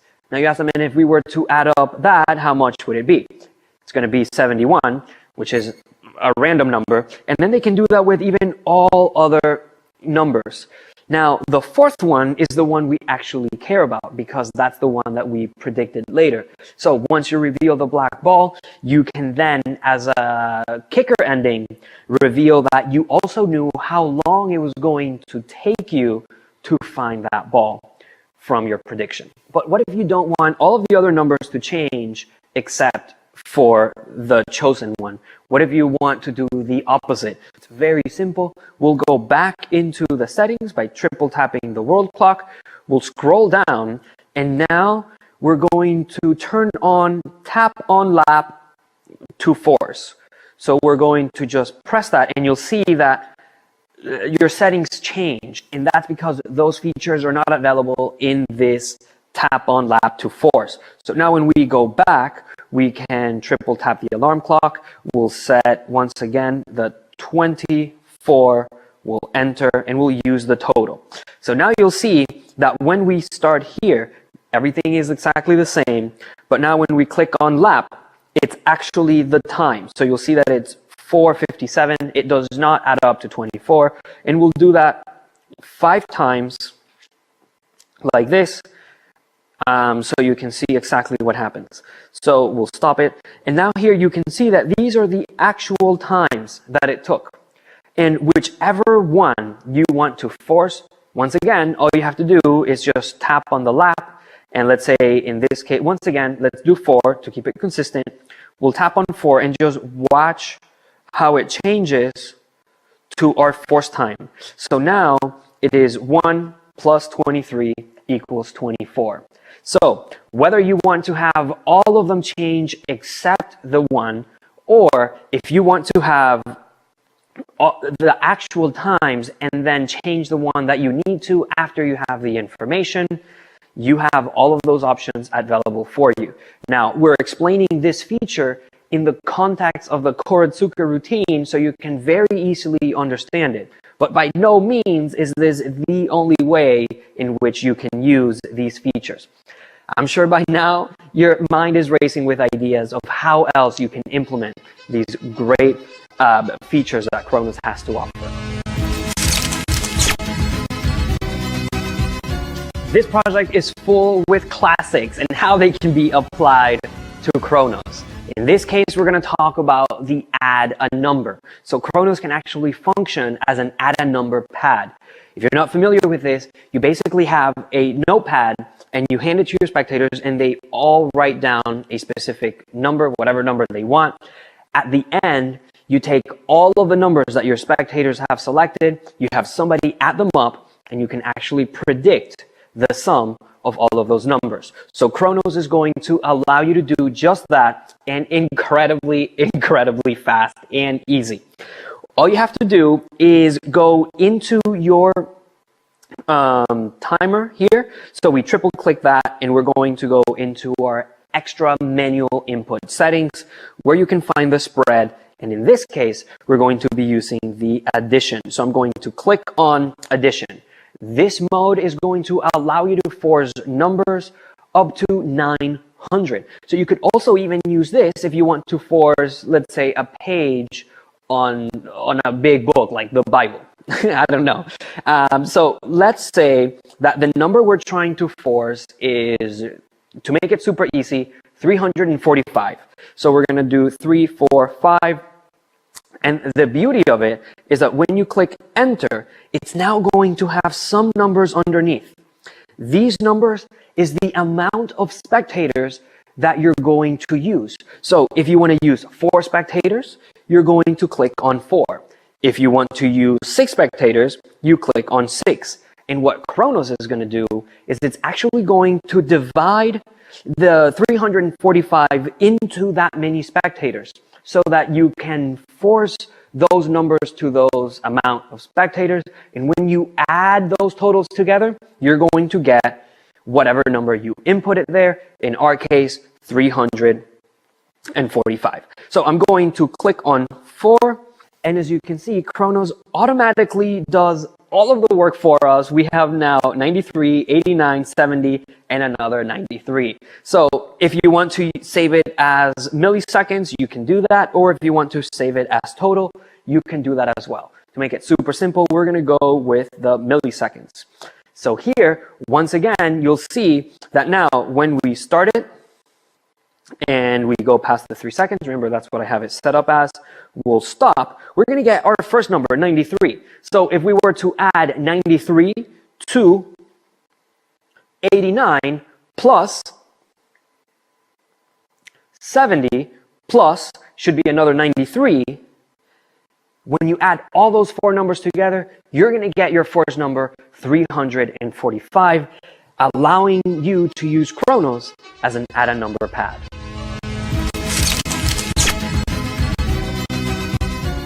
Now let's talk about how you can use Khronos to reveal information. Let's say you're doing a pin reveal and you already have the information of your PIN. So you already know your spectator's PIN. Rather than just revealing it, you can tell them that you're gonna see how long it takes you to figure it out, even though you already know it. And what you're actually doing is inputting the PIN number as either a full-time total reveal on your Chronos, or as an addition, or you can even do it in 2 blocks. And I'll tell you how in a second. But all you do is you pretend you have a notepad and somebody's going to start the timer, and they think you're trying to get the time, or you're trying to write, sorry, not the time, the PIN code on the notepad. In reality, you're just writing down something like down to the last millisecond, or something that refers to the specific time. That way, when you tell them, okay, I think I got it, your spectators are going to stop it, and then you tell them for the first time, reveal what was the PIN code. They will reveal it, and when you turn it over, they're not going to see it. They're going to see that it says down to the last millisecond, which then everybody's attention is going to go to the phone, and they're going to see that it matches the seconds and the milliseconds, or perfectly the time, or however it is you want to do that force of that specific PIN code that you have. I will mention that if you have something that is above 60, so let's say the PIN code is 8200, right? There's no way you can force 80 seconds. So in this case, you would be needing to do 2 stops. So and you would be using the milliseconds. So the first time you stop, you can tell them, okay, I think I'm halfway there, pause. Remember the milliseconds that you paused at. Those are going to be the 82, or the ones that are very high. You then do it again, and once you complete supposedly the PIN code, they're going to have now another millisecond that when you put those 2 together, it'll be the 82 and whatever it is we said as well. And then that's going to be revealing their PIN code. Now, I'm just using the PIN code as an example, but it could be anything you want. Another way in which you can use Chronos to reveal information is to actually have a big finale at the end, where maybe throughout your entire show, you're actually getting your spectators to time you. Certain routines during certain actions, you can structure it so everything makes sense for you. And you have somebody writing down all of the times. Maybe you're timing yourself, or you need to see how long it takes you to get through all these routines.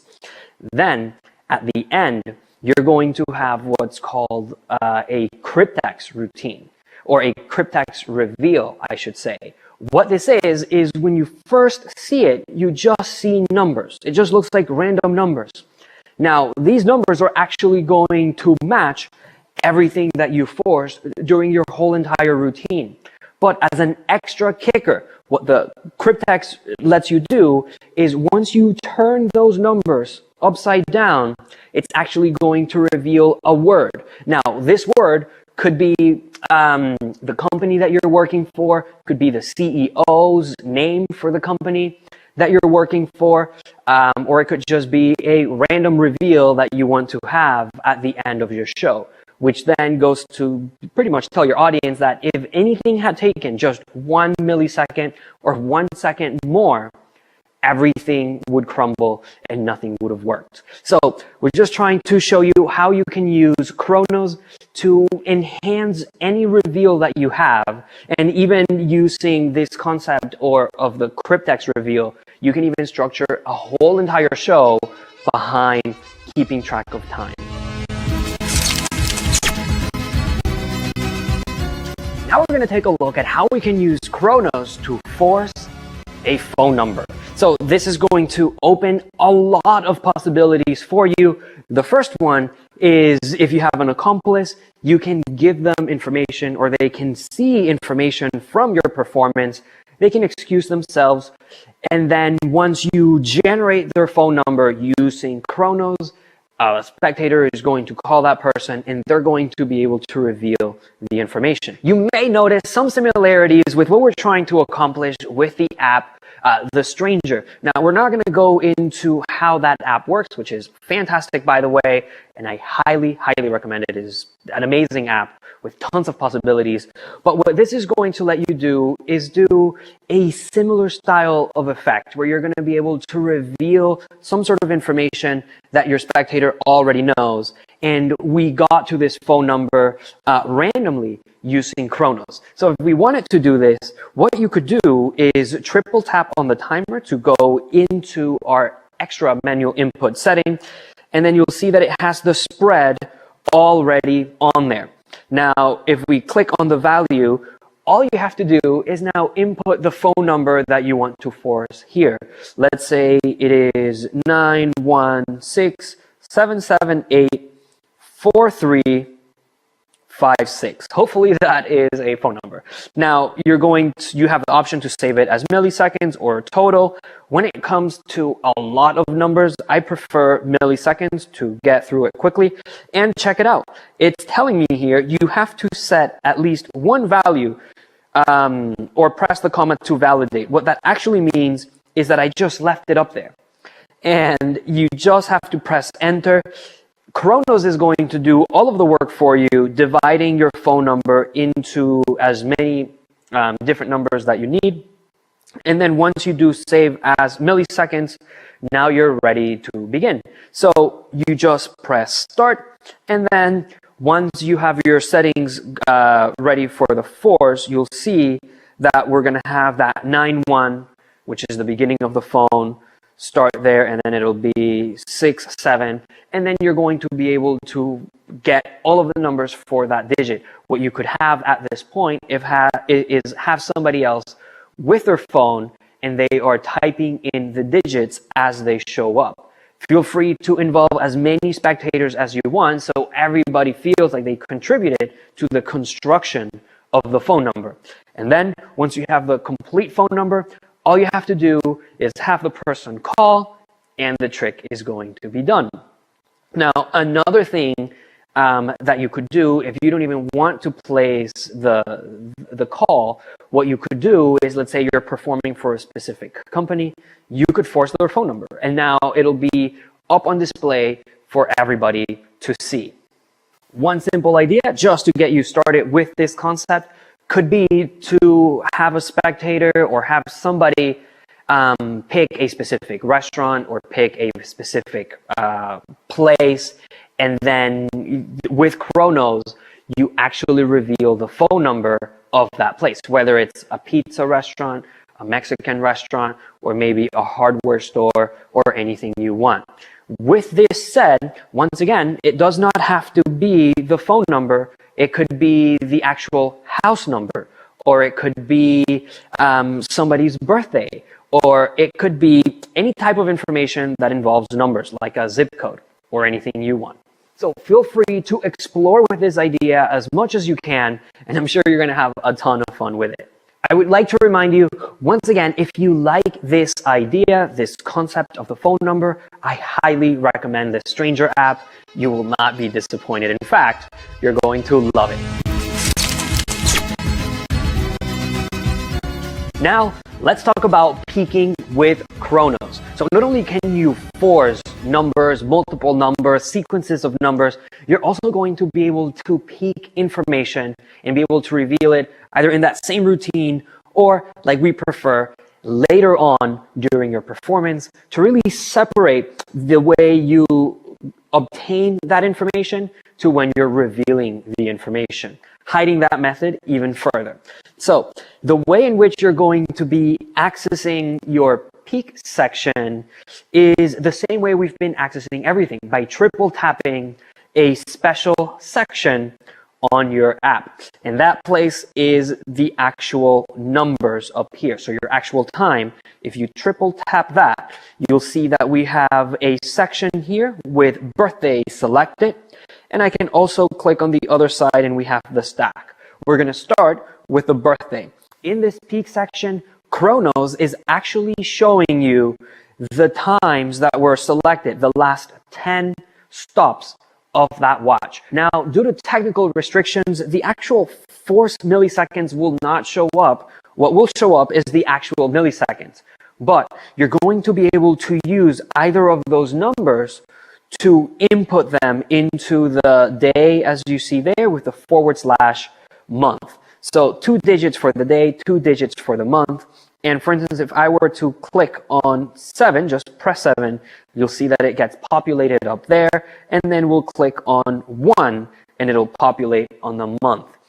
Here, Kronos is thinking that it's January 7th.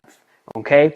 Now, it's also, you may have noticed that right at the bottom, it's letting us know that January 7th is a Capricorn. So you can very easily do a zodiac reveal at this point or later on in your routine after you've received your peak information. The other incredible thing that it's letting you know here is you see it says P and then Saturday 12. What that means is previous, and it's referring to the birthday. So it's been 12 days since their last birthday. And the box underneath, it's next. So the N stands for next, and it's going to be, their birthday will land on a Sunday, and there is 354 days until their next birthday. So you could use any of those pieces of information to reveal later. Now, we're also going to show you how you can obtain the information, do an effect, secretly get your peak, and then use that information later on in your set. And the way you're going to do that is very easily by just having your spectators tell them, here, for instance, like my birthday is November 20th. So that's 11/20. Your birthday is going to contain those numbers too. I just want you to think of your lowest number. In my case, it's 11. So what I would try to do is stop the seconds on 11 and see if I can actually do that. So you would have them hold the phone, and then all they have to do is try to stop it on whatever number they're thinking of. So here you'll see, boom, and I'm able to stop it on 11. You ask them whether they were able to do it. They should be able to because it's fairly simple. If they don't, just simply ask them how far away were they. They should be 1 second. Ask them if they were too early or too late. And then just remember this information because you're going to need to use it later. Now, you tell them, now I want you to think of the other number. In my case, it's 20 from November 20th. So then I'm going to try to stop the seconds on that other number. In my case, 20. So when I see the 20, I'll press stop, and I was able to do it. Once again, it's fairly simple to do. We're then going to tell them, okay, well, that was pretty easy to do, right?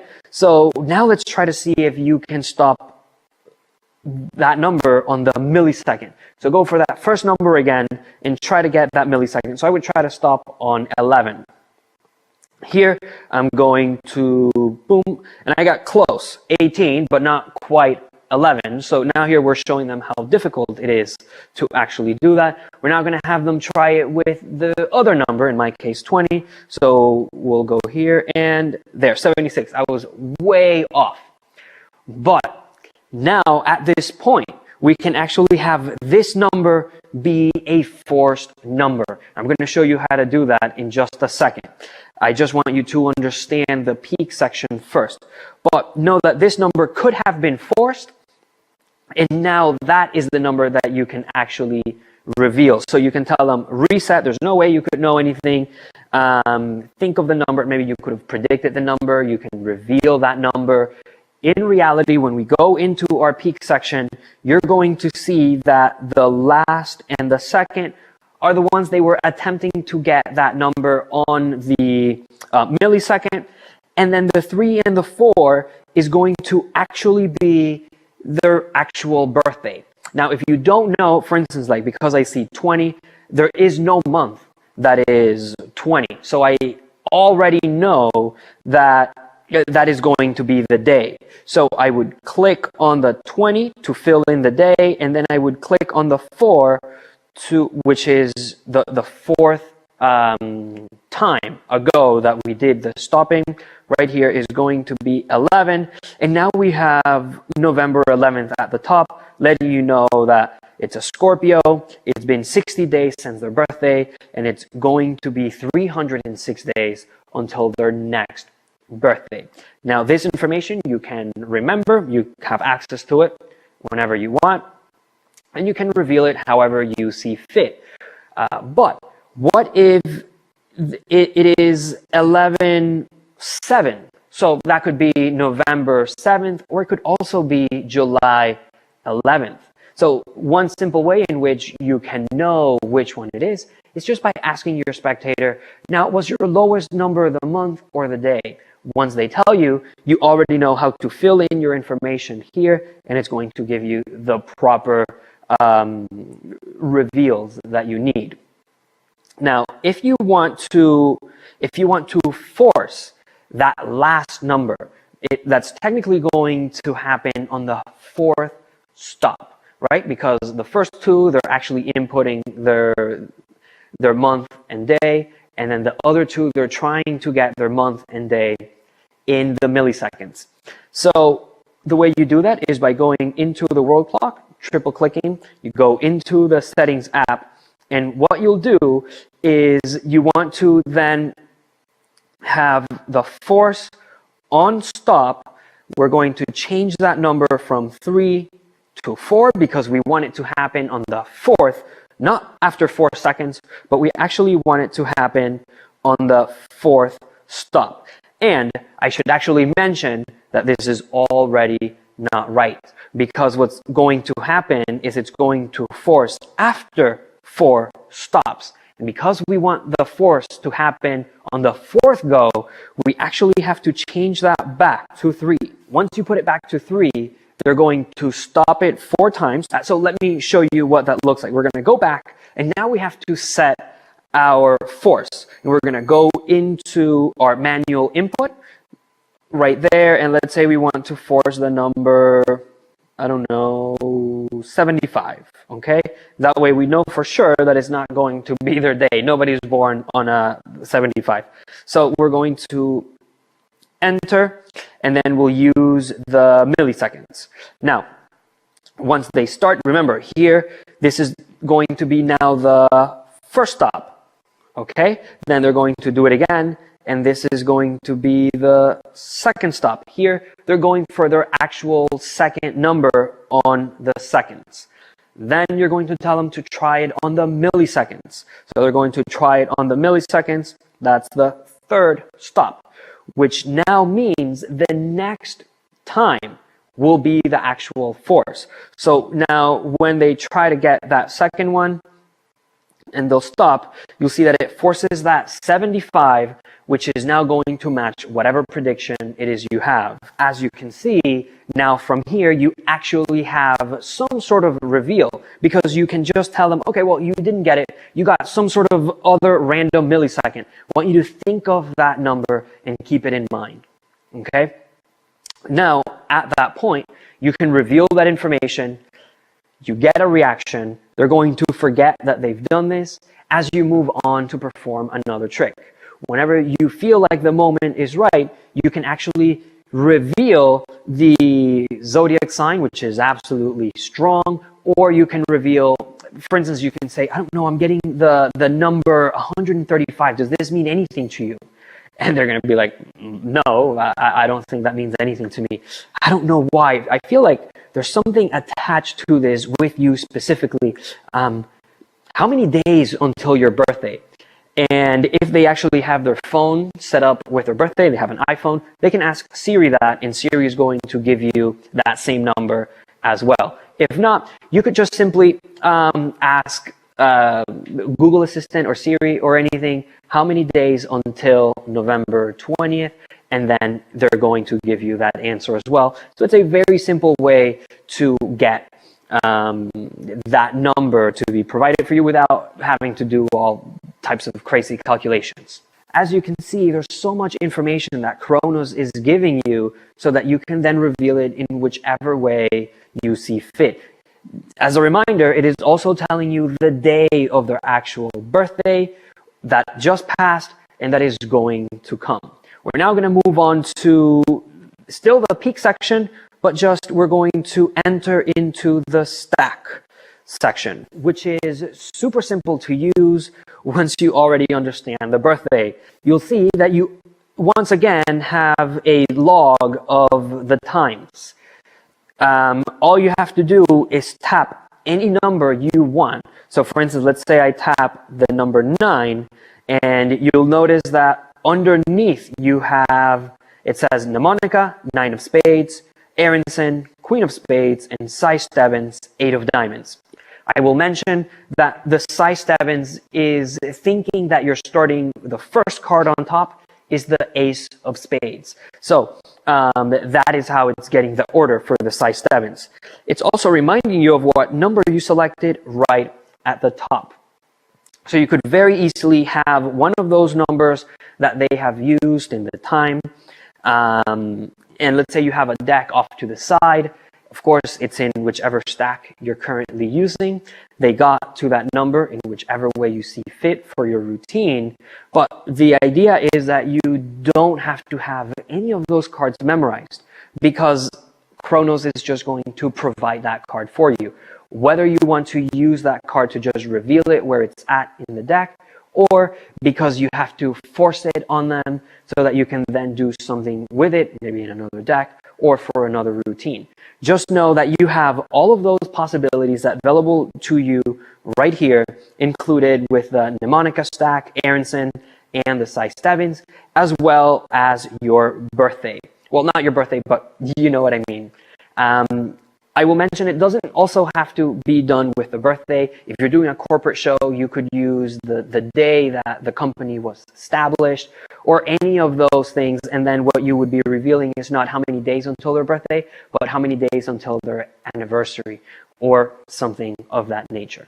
As you can see, you don't have to just use Chronos to force things. You can also use it to receive or peek information. We wanted to make sure that you guys had a complete app that works in synergy with all of the things that a mentalist or a magician would need. You can also use Chronos to force a specific item. Now, let's say you have a list of 100 items.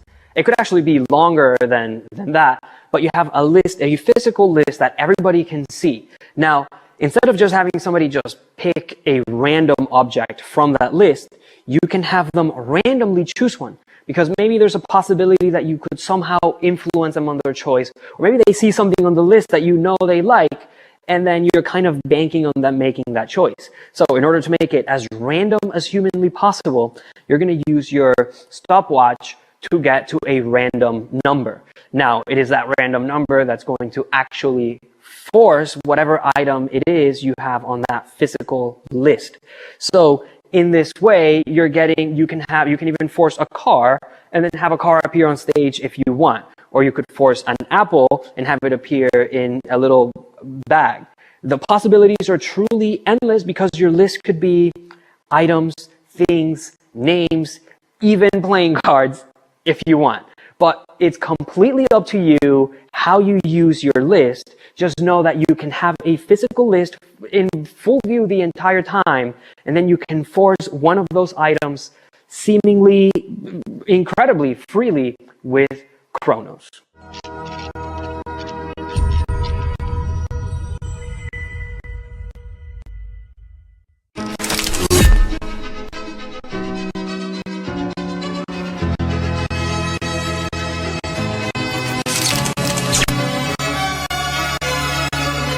Welcome to the Chronoforce Pro Settings Reference Guide.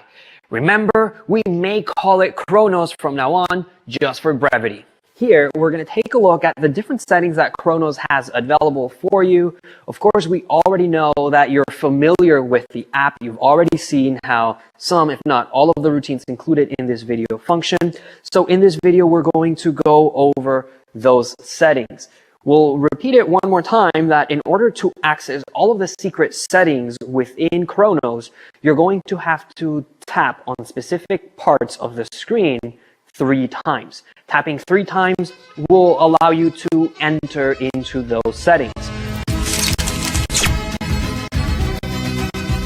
So now we're going to go into the main settings of the app, and that is accessed by triple tapping the world clock 3 times. You'll notice that at the top you have an option for your language. It then says dot or comma, and then underneath you also have iOS 13, or yours may say Samsung. But it is exactly in the language where you'll have around 10 or more, depending on when you're watching this video, languages available for you. Underneath that, you'll have the option to have either the dot selected or the comma. So if you are in the US and usually you divide the seconds from the milliseconds utilizing a dot, so that's what you want to use. If you're accustomed to seeing a comma in between the seconds and the milliseconds, you'll want to just press on that comma, and then that's how your seconds are going to be separated from your milliseconds. Because I'm here in the US, we're just going to set it to dot, and then you also have the option right underneath to select how you want Chronos to appear on your phone.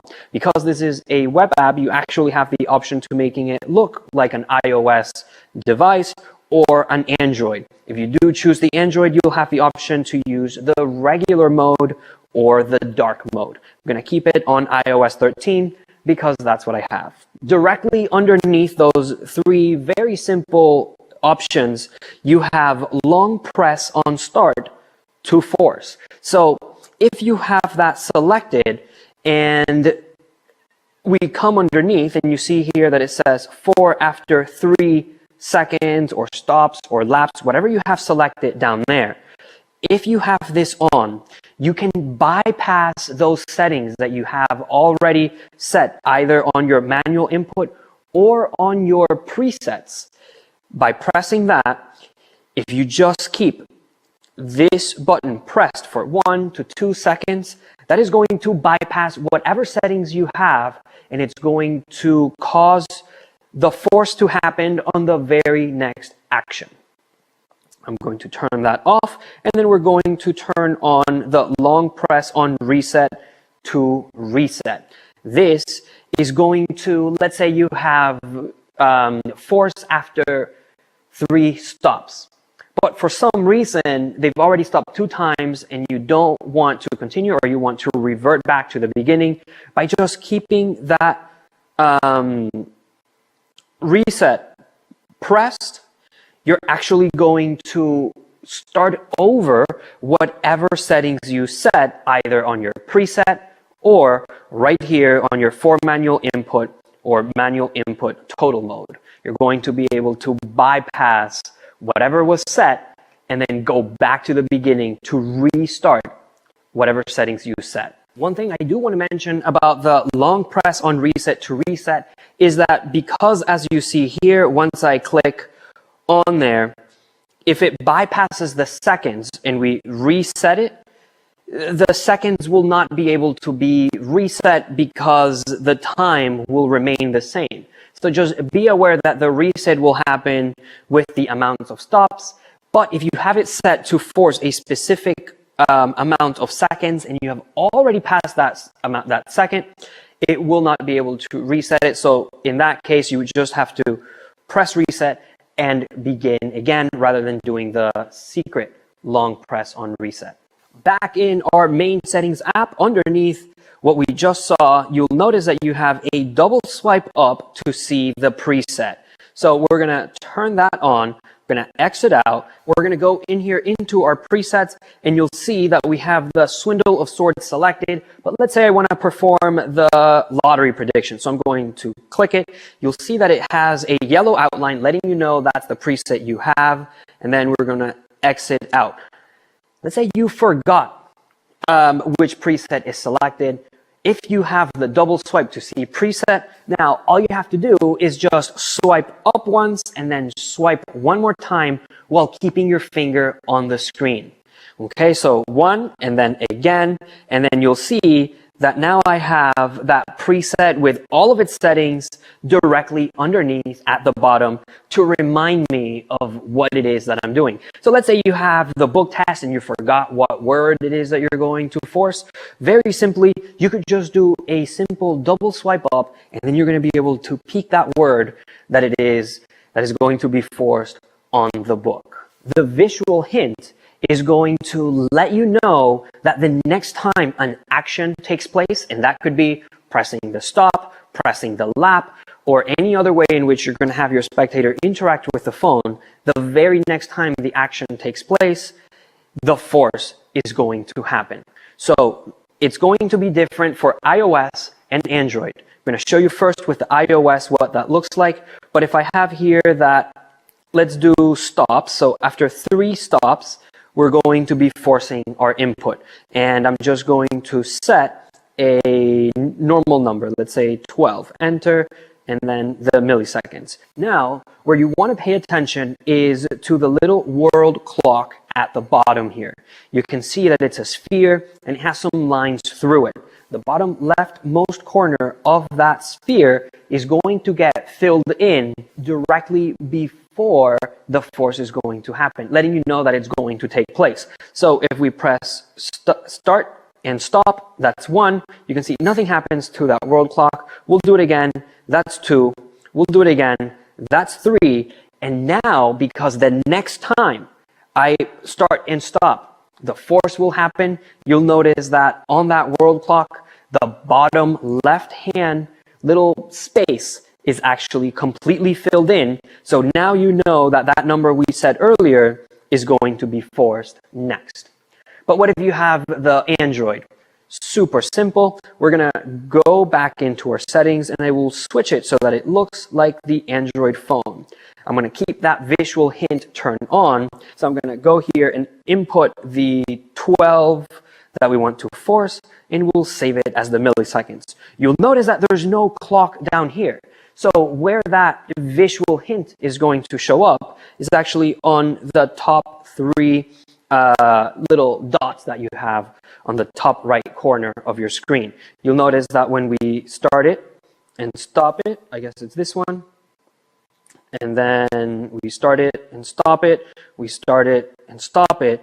Now, one of those dots vanished. And that is just letting you know that the next time we start and stop, the force of 12 will take place.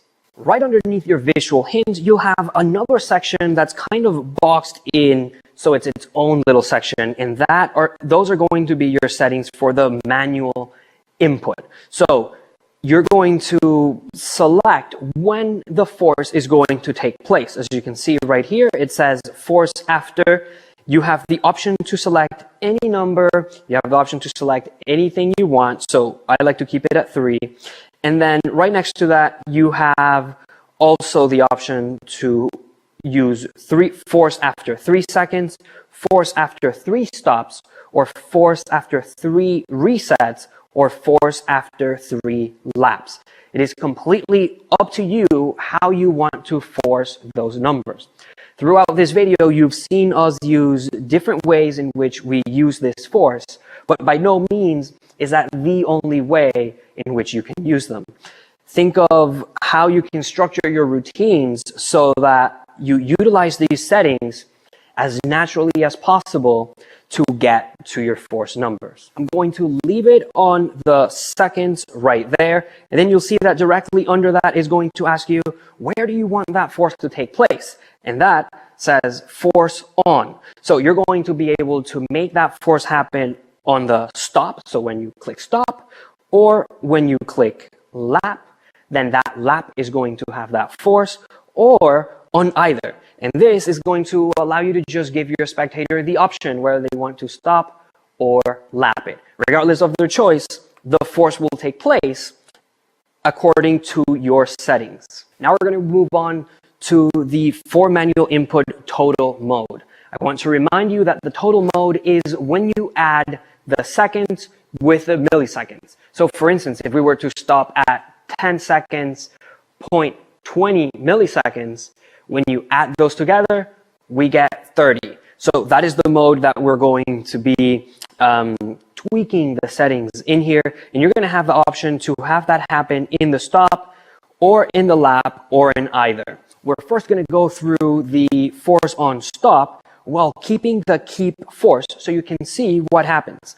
I'm going to go back And now you'll see that if we want to force the, let's say, just to make it easy, 20, okay, then we're going to go into total mode. So enter total mode.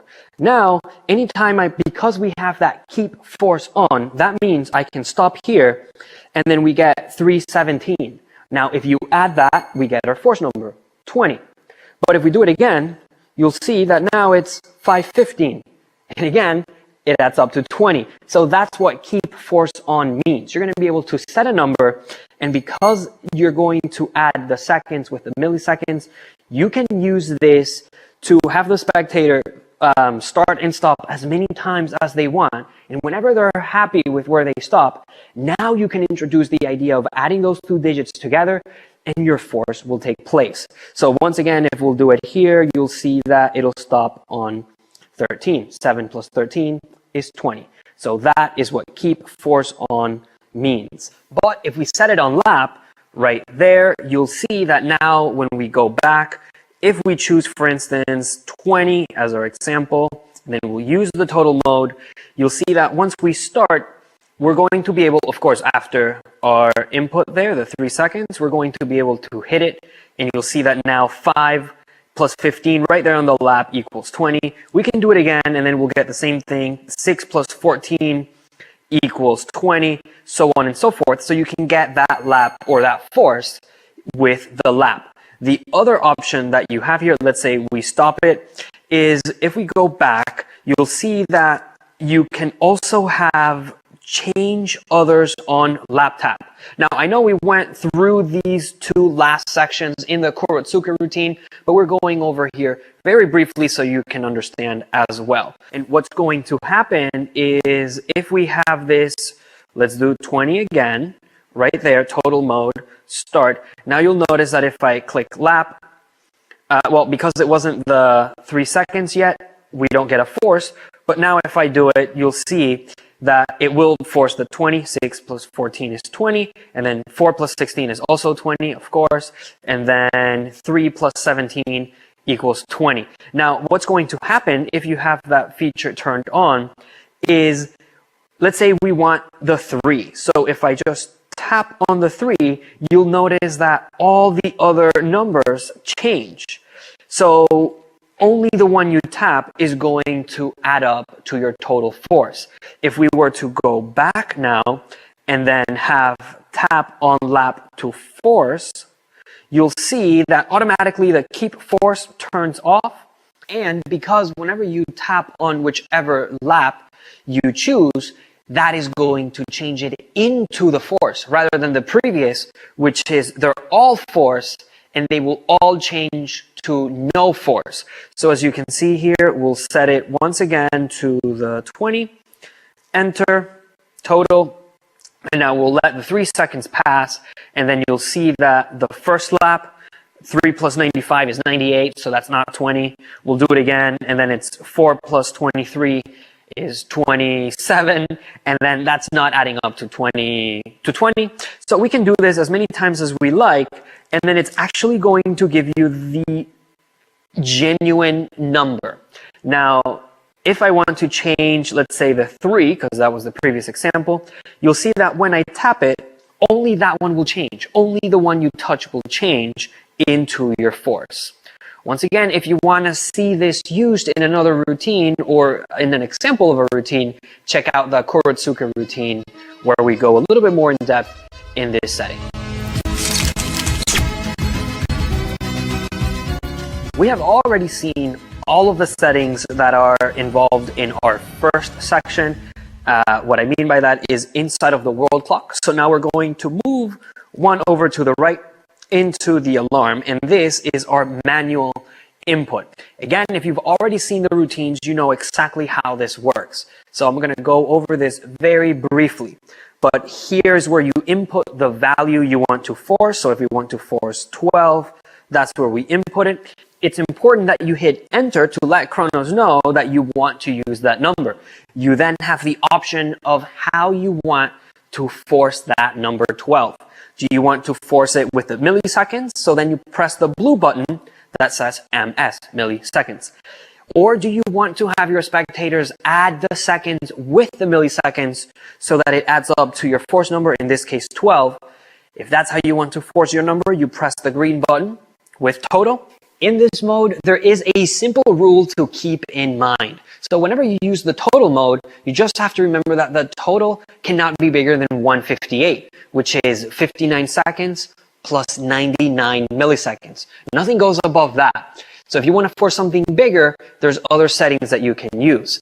Now, for numbers bigger than 100, you have to stop the watch after the value of the tens plus 1. So for example, if you were to force 117, you must stop the watch after 18 seconds to have a minimum of 18 seconds and 99 milliseconds. Before that, it would be impossible to force that number 117. And then if you want to force the full time, that's going to be FT, and that's the orange. Now, if you do put 12, it's just going to force 00 at the end. So you would have to input 4 digits if you're going to be using the full time. And that is everything that this little section of the app allows you to do. Now we're going to go into our third section. In this section is right here where the stopwatch is. So if I triple tap that, you'll see that we can go into where we've been making the presets. So I'm going to start in reverse, starting with the 3 buttons on top. You can see one says recurrence, normal mode, and new preset. You already know how to create a new preset, but quickly, I will tell you once again. Right here at the top, you can put a name, so you can call your preset whatever you like. We're going to call this one Hello. Now, underneath, you have the options of how you want the force of your preset to take place. You want it to be with milliseconds, or you want it to be the total, adding the seconds to the milliseconds, or do you want to force the full time? Once you've made your selection, underneath, you can start inputting either the single or multiple values that you want to force. Let's say we want to force 12. And then for some reason, after the 12, we also want to force 34. So we can input multiple numbers or just a single one. Underneath that, you have the option to force after any number you choose. And then you also have the option for the force to take place either with the seconds, the stops, the resets, or the laps. Below that, it's asking you how you want that force to take place. You want it to happen in the stop, in the lap, or it doesn't matter on either. The spectator can choose whether they want to stop or lap, and that force will take place. Once you are done with all of your selections, you click Add, and you'll now have your preset ready to go underneath. If for some reason you want to change it, because you can see the name up there, it says hello, you see the numbers that are going to be forced. It's telling you here also how or when is going to force it right below, and then it has a little square letting you know where the force is going to take place. MS stands for milliseconds, but you already know this. If for some reason you look at this and you want to tweak some of those information, you just press the 3 little buttons and you'll have the option to fully edit your preset once again.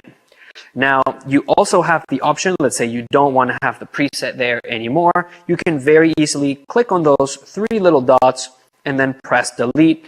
It's going to ask you if you're sure you want to delete this preset. Go ahead and click OK, and now that preset is gone.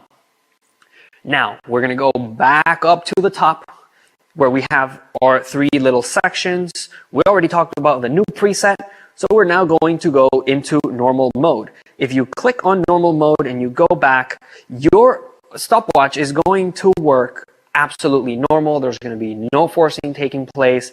There's going to be nothing tricky about it, so it's super easy. So we're going to go back out. You now know new preset, normal mode. We're now going to enter into reoccurrence. It may sound complicated, but it's actually super simple. So I'm going to select it, and you'll see that in this section here, when I press and I stop it, I know that the next time I stop is going to be 19. So check it out. 19. And I can do this again. It's going to give us a random number, 55, but I know that now the next time I stop, it's going to be 45. And there it is. Now, another thing I could do is actually start it here. Now I'm not looking. So did it stop? Yeah. So now I'm going to start it again and then stop it again. Now, I didn't see the previous number. All I'm seeing is the 83, but I know the previous one was 17. And some of you may have already guessed how this is working, and it's super simple. All you need to remember is just 100 minus whatever number you get. It's important to remember, if you hit the reset, you'll have to go back into your settings and click on reoccurrence again. So let's do that. And now, very simply, all you have to do is, for instance, I know that the next time we stop is going to be 50. That was really easy because we do 100 minus this number, which will be 50. So let's stop and start, and you'll see it's 50 again. So let's do it one more time. You'll notice that now it'll be another random number. So in this case, it's 77, which means the next number is going to be 23. So if I start and stop, we have 23. So one important thing to remember about this reoccurrence is that everything happens in pairs. The first two, the second two, the third other twos, right? So 1, 2, 3, 4, 5, 6, so on and so forth. One thing you could do is have your spectator start the stopwatch and then they're going to stop it on a certain number. For instance, 6. Now you don't know this 6 because they're doing it on themselves. You tell them to go ahead and click start and hand you the phone. Now there's no way you could know which one they stopped on, right? You are taking the phone with the pretext that you're also going to try to stop on their same number, but you tell them, don't tell me what that number is. Now, once you stop it, you'll see that you actually stopped on 94, which you got it wrong. But now you know what number the spectator is thinking. So you can use this to gain information for a number that your spectator is thinking. And likewise, you could do the reverse as you saw me do in the video here. You could see the first number to let you know what's going to be the second number. So in that case, you could start here and then stop it. So you now know it's 41. When you give them the phone, you know that it's going to be 59. Right? And then that's going to, now you give them the phone, you're not looking, you're covering your eyes, they stop, it'll be 59, but you know this information. And it technically wasn't forced, it was just generated on the spot. And that's a brief overview of all of the options that you have in your stopwatch section with the presets, the normal mode, and the reoccurrence mode. We're now going to take a look at the extra manual input section that's found right here on the timer. Triple clicking it will open it. And this section is here to help you force long numbers or large sequences of numbers on the fly very, very quickly. We're going to start off with addition and we'll move on to spread afterwards. What addition means is this is going to allow you to force numbers up to 900. So any value that you want to force, let's say you want to force 863, all you do is you place that number fully on the value input, you press enter, and it's now going to ask you how many times you want to divide this into. Because we chose a very large number, it's giving us the option of either 9 or 10 spectators. I'm going to choose 9 spectators or 9 times that we have to stop. When we stop all of these times, it's going to add up to 863. Kronos does all of the work for you. But let's say you want to force a smaller number like 464. Well, let's first get rid of all of these extra numbers like this. And now when we click enter, you see that you have the option of choosing 5, 6, 7, or even 10 spectators. So if I were to click, let's say, on 5, Kronos is dividing all of those numbers so that when you add these numbers together, you get your forced number. Again, we have already touched upon how these features can be used in the routine section of this video. You then have the option as well of saving it as the milliseconds or as total. So that's going to give you the option of just telling your spectators, look at the milliseconds or add the seconds to the milliseconds. And then that will give them each of those numbers there. And when they all add them together, is going to add up to your value. So essentially, Chronos is being turned into an add a number pad. One more thing I want to mention, if you try to force a number that's higher than 900, for instance, even just 901, when you try to input it, you'll see that it will give you an error. So it's actually saying that the value must be from 0 to 900. We're now going to move on to the spread section. So if I click on spread, this is going to allow you to just put a long number of digits, as you've already seen in this video. But for instance, let's say, just for the sake of quickness, it's going to be 1, 2, 3, 4, 5, 6, 7, 8. And I want you to notice that this is actually an even number. And this is important for just a second. When we click enter, it automatically splits it for us. 12, 34, 56, and 78. Once again, you have the option of saving it as milliseconds or as the total. So now what happens if you have an odd number of numbers there? So this time we'll leave it up to 7. You'll notice that this time Chronos actually will add a 0 in front of the first number. It's not being shown here, but if we click on save and we actually take a look at what's going to happen, you'll see that a 0 has been added before the number. So when I click stop, it's going to be 0, 1.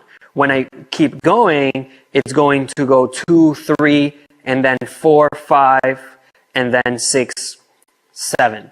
So just know if you have an odd number of numbers that you're trying to force, a sequence, Chronos is always going to add a 0 before. If you have an even amount of numbers, there's nothing to worry about. I'm sure you already have ideas on how you can use all of these features, but make sure you check out the routines where we go into how to use these features in an actual routine. We want to give a huge thanks to you for picking up Chronos. This is Sami Ali's first release, and he's incredibly excited to get this in your hands. He would also like to credit where he got the inspiration from, and he first saw the app Tempest by Lloyd Barnes, which utilizes the timer. Now, he wanted to tweak it and use the stopwatch to use the force. That way, he would have a wider range of numbers that he could force, as well as using the premise of beating time or clocking people's time in his routines. Another great inspiration that he got was Robert Ramirez in his great video, Expert Phone Technique. He utilizes the stopwatch with a completely different method, but it did kind of put a little spark in Sammy's mind to use a stopwatch in routines. So thank you so much to Lloyd and Robert Ramirez. Once again, we want to give a huge thanks to you for picking it up. I know that you have millions of ideas running through your head right now. So what are you doing? Go out there, start putting them to practice, perform, get in front of people, and enjoy and share the magic.